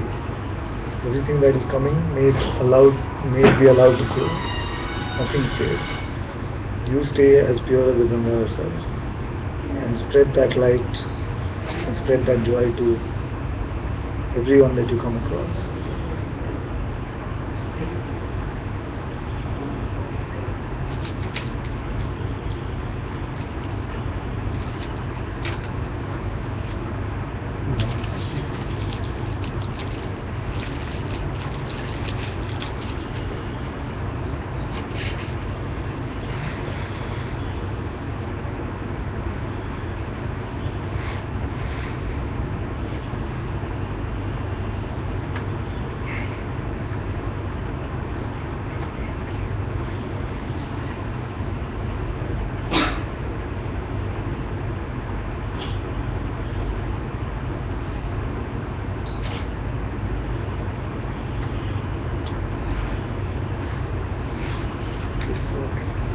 Now what we're going to do is, you're going to introduce yourself to everyone as Ganga, and while you're doing that, we're going to be chanting Om Namah Shivaya. Introduce everybody as individually. Yeah, individually meet everyone. Everybody greet her As and say Ganga. Jai Ganga. Jai Ganga. Jai Ganga.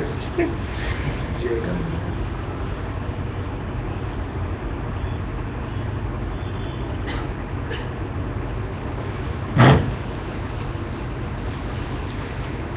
Om Namah Shivaya. Om Namah Shivaya. Om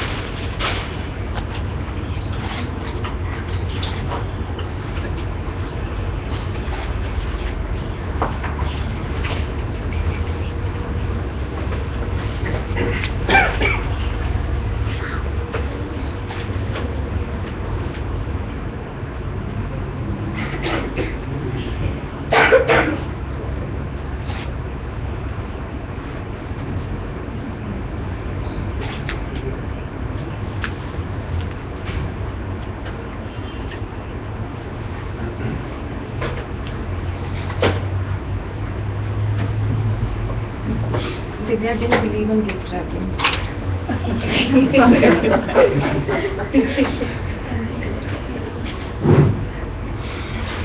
There's a gift for you from Rahul.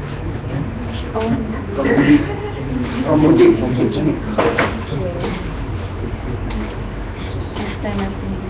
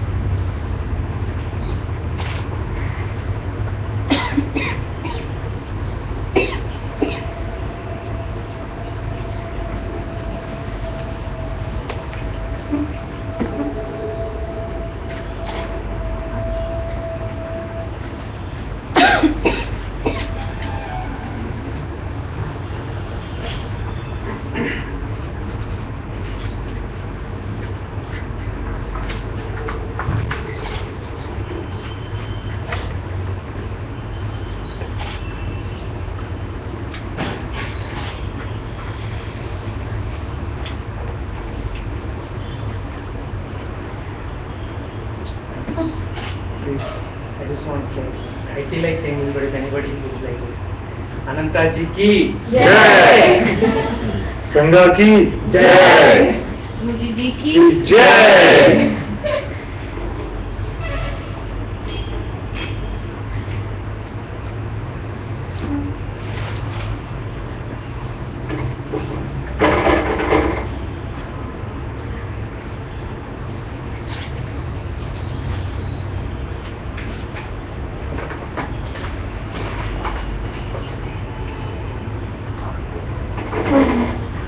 You open this now?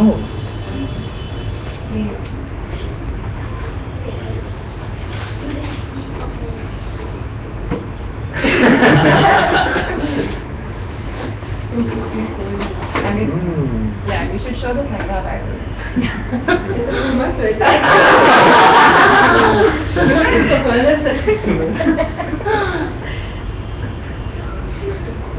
One more Puma sweater. But this one doesn't shine. Yeah, that's the best I could manage. Thank you. Oh, there's more? Yes. Or what's that?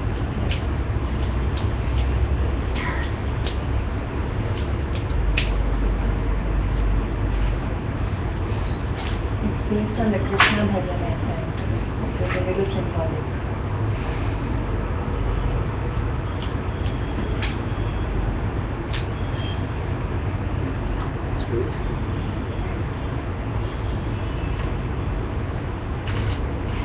Thank you so much.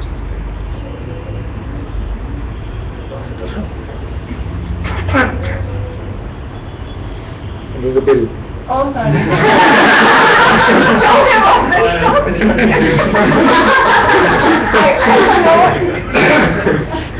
You never know. I told you I can never trust you too much. Thank you so much. This is keeping the Sangha in mind. Yeah, the Puma.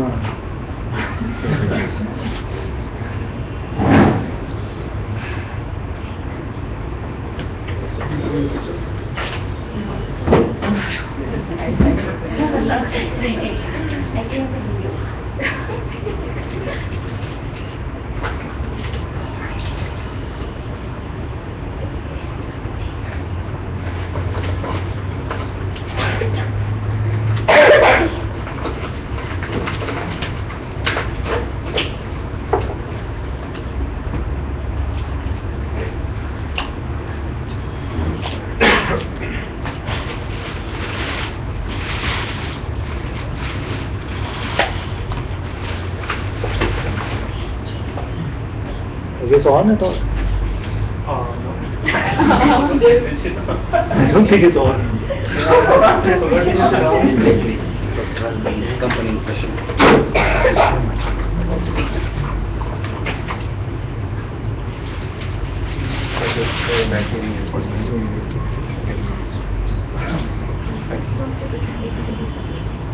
Rahulji's got this packet. You want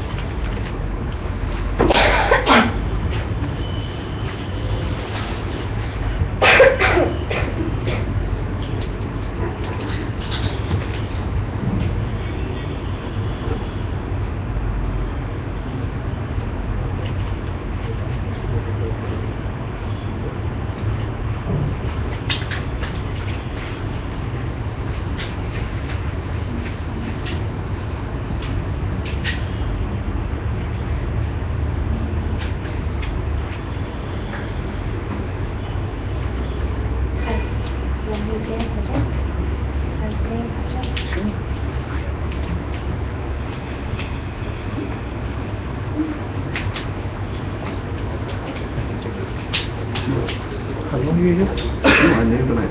Leaving tonight? I'll just wait for this one. Thank you.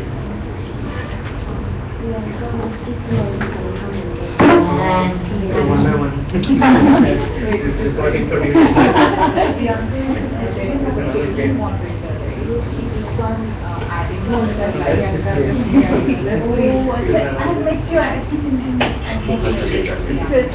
Yes, or we can just bring the laptop unless you want to keep. No? Yeah. You can take it. I don't know if she's still there.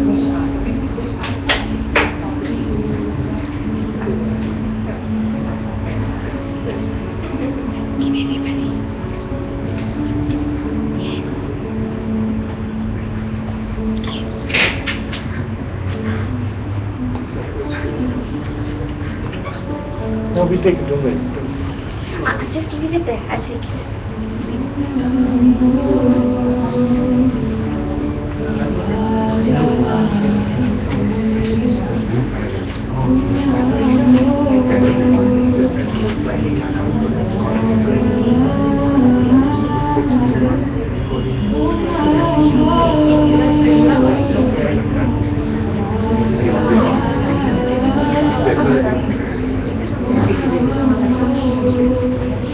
Making sure everybody picks up something.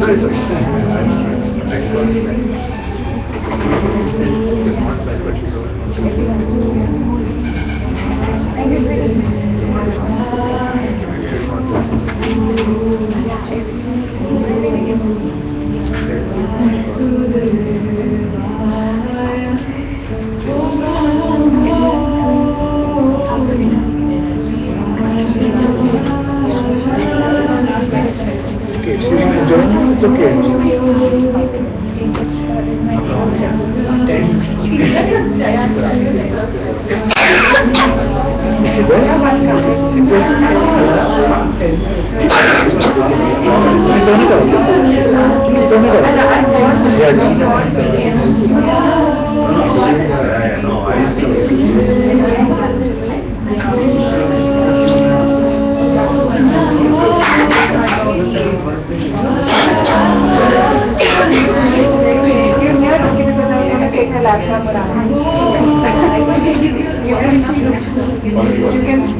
You want to see us all, okay? Let me take you around.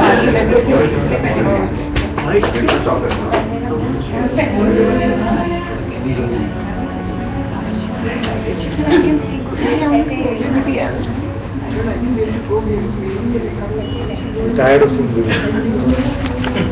If you can, okay. You guys can wave and say hi. Maybe names you might recognize. Yeah, Geeta. Sangeeta, there you go. Rohit. This is Rohit. MDM. Now MGM, by the way. Where can you? MDG. MDGM. No, it will stay the same. I would take her MGM for this. Prasanna, can you say hi to Priyanka? Hello. Where? She's not there, but she can see you guys. She just said I want to see everybody. Vishwas, that's right. Sab ho gaya? Happy? And this is, Jia, can you say hi? Hi. There you go. Vaishnavi said hi. Alexa said hi. Okay.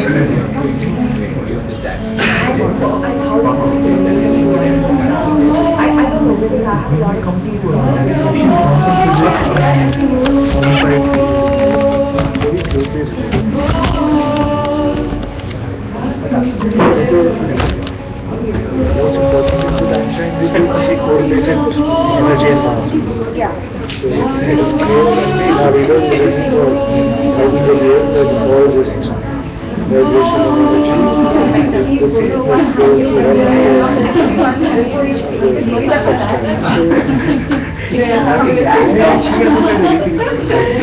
Very soon somebody is going to get Nobel Prize for saying that there is no actual, when you look at string theory, assume that there is some small substance that are vibrating at different frequencies, which is creating different types of but somebody says there is no actual substance, so there is pure vibration, which is what spirituality We have no option. We already decided what we have. They also need this so-called reality is something that you think out of a space which is like, so he's basically talking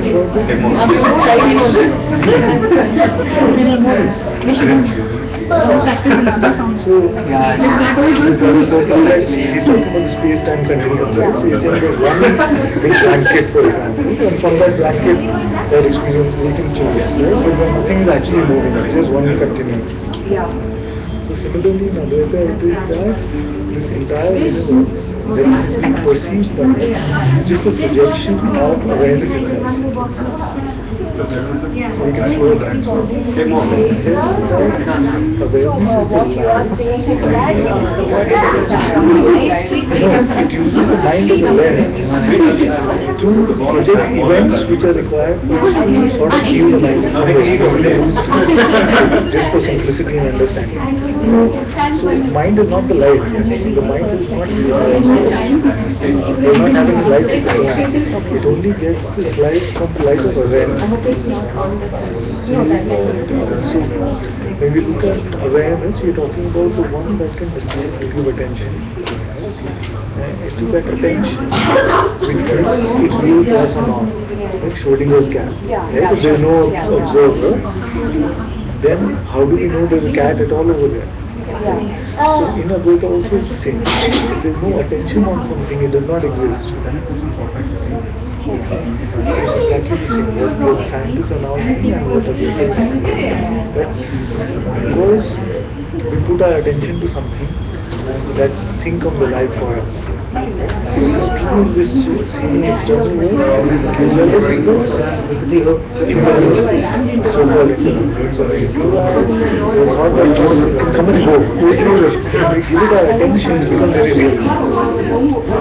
When we give it this reality, based on being a person, that makes us suffer. Even beyond the space of continuous, we're looking at our life situation. Same principle applies, that if you give it attention only then it is real. So when we give, especially negative thoughts attention, or thoughts which have a lot of identity, so I am this person, I didn't get a name. So if it is based on Nirvana, should be this way, why is somebody behaving like this with Nirvana? And those are given attention, but that will make suffering happen. You mean attention as a collective, for example? There is no collective, in the sense there is only one. Individuals, we are all collective. There is no way, like I was doing such a thing, there is no way to experience of anybody else. I know, I'm just looking at it too much, but the fact is that, can you scientifically prove that this is not a dream or a computer or something? It's not things. And with the one theory or whatever it's called, it's coming to the same Advaita conclusion. It's all basically one vibration which is just right? But the mind creates a separation. Right? So it says that you are this, you should live your life in this way, you are your goal, and when you look back, you realize that life had its own plan. You don't want to accept that when you look back. Say, why did I get into this course? Because I was meant to do this. It seems to make a lot of sense. But in the present, when all these are happening, we don't have that trust. But it will still make sense when we look back 5 years later. So that is why we rely on this inner guru, so to speak, which is the fake guru, which gives us advice on how this body-mind should behave. It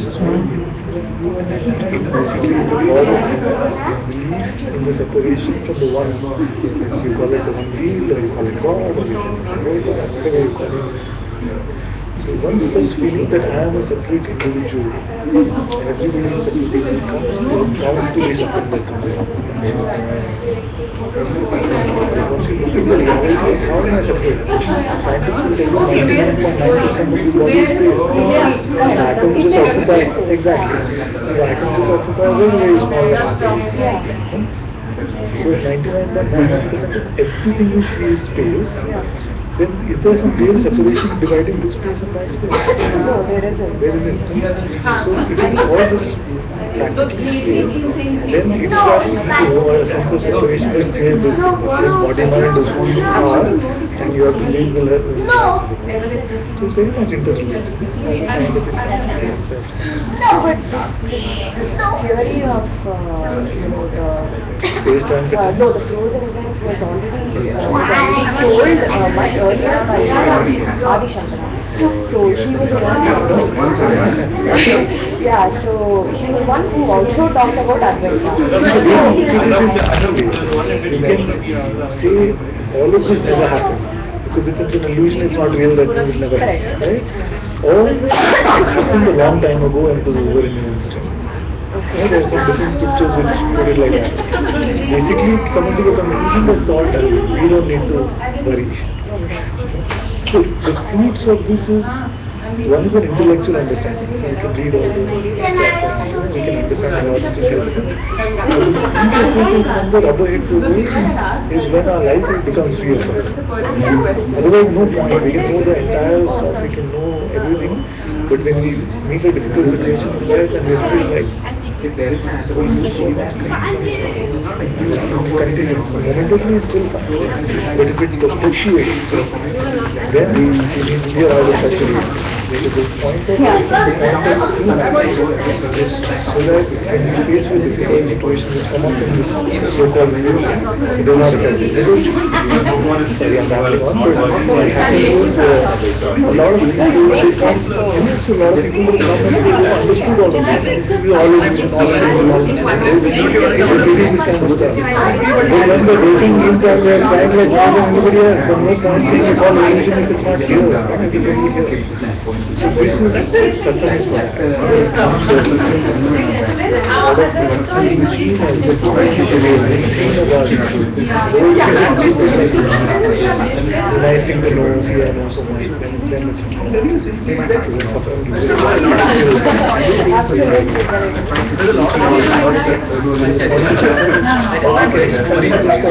painful to when we experience it for ourselves, then no matter what activity is happening over there, it will be so easy.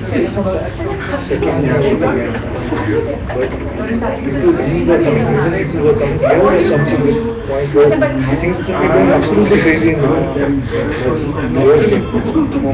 is what happens. That is why we have got there's other one also. About I never anyways I always say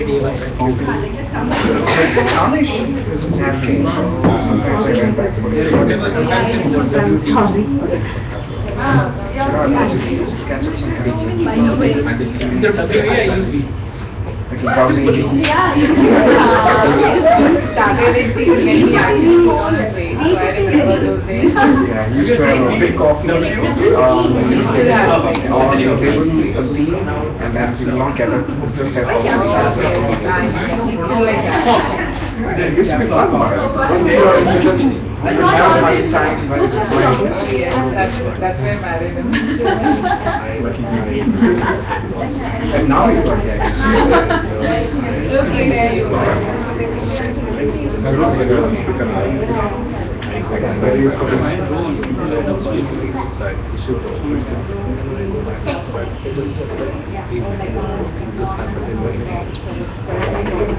So Divya, you got your story? Yes, I got my. No, I need my hand.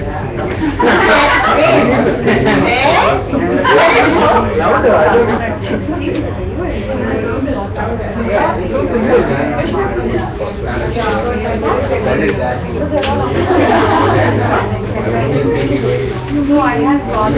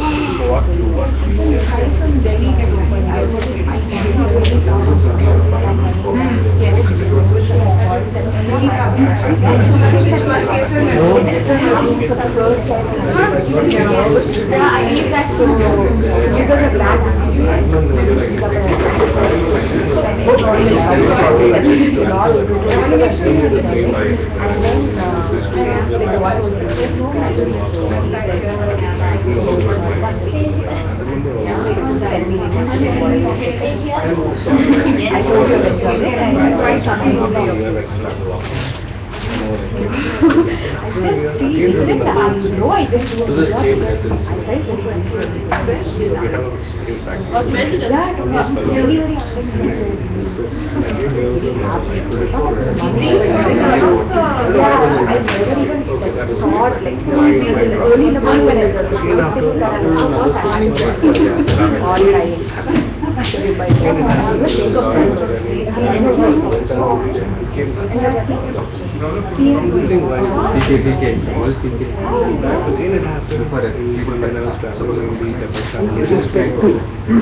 whether you were in the body state or not, there was something that was constant throughout, right? No? Even when the body was dropped, when I was the first time the body was dropped, so I wrote towards the side.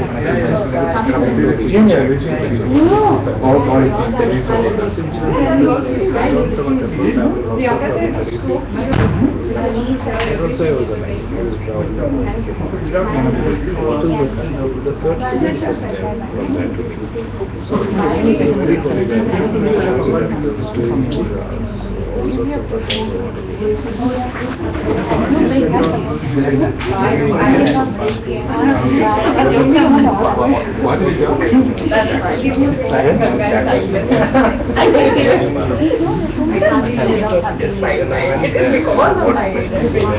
why you doing the first time? Save them. Guru said was that.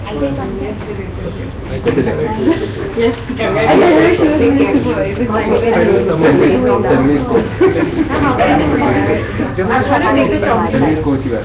No, mommy told.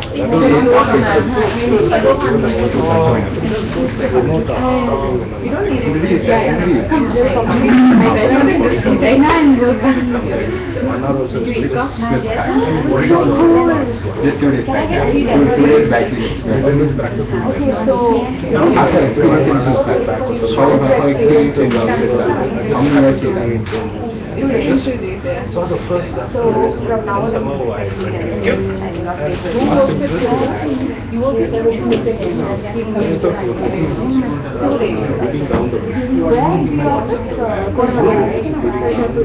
Yeah, this person really teaching me.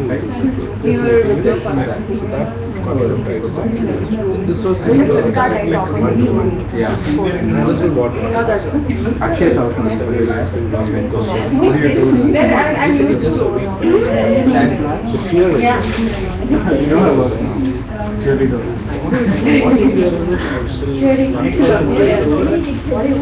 It's for nothing.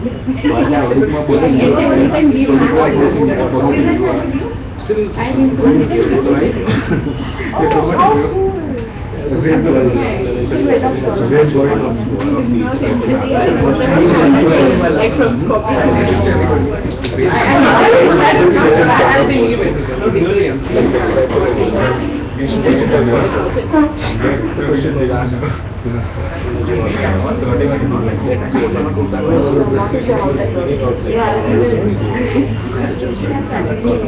But yeah, we're just talking about how I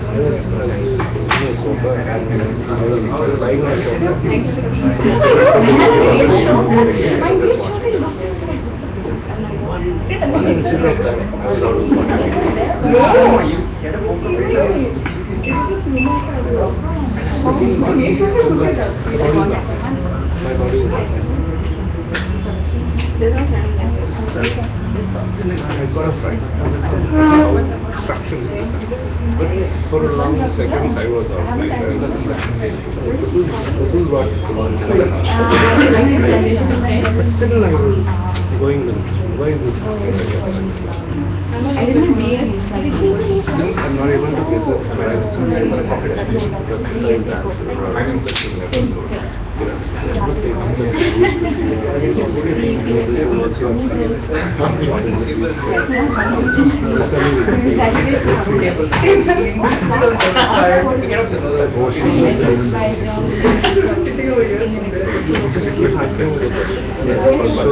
episode.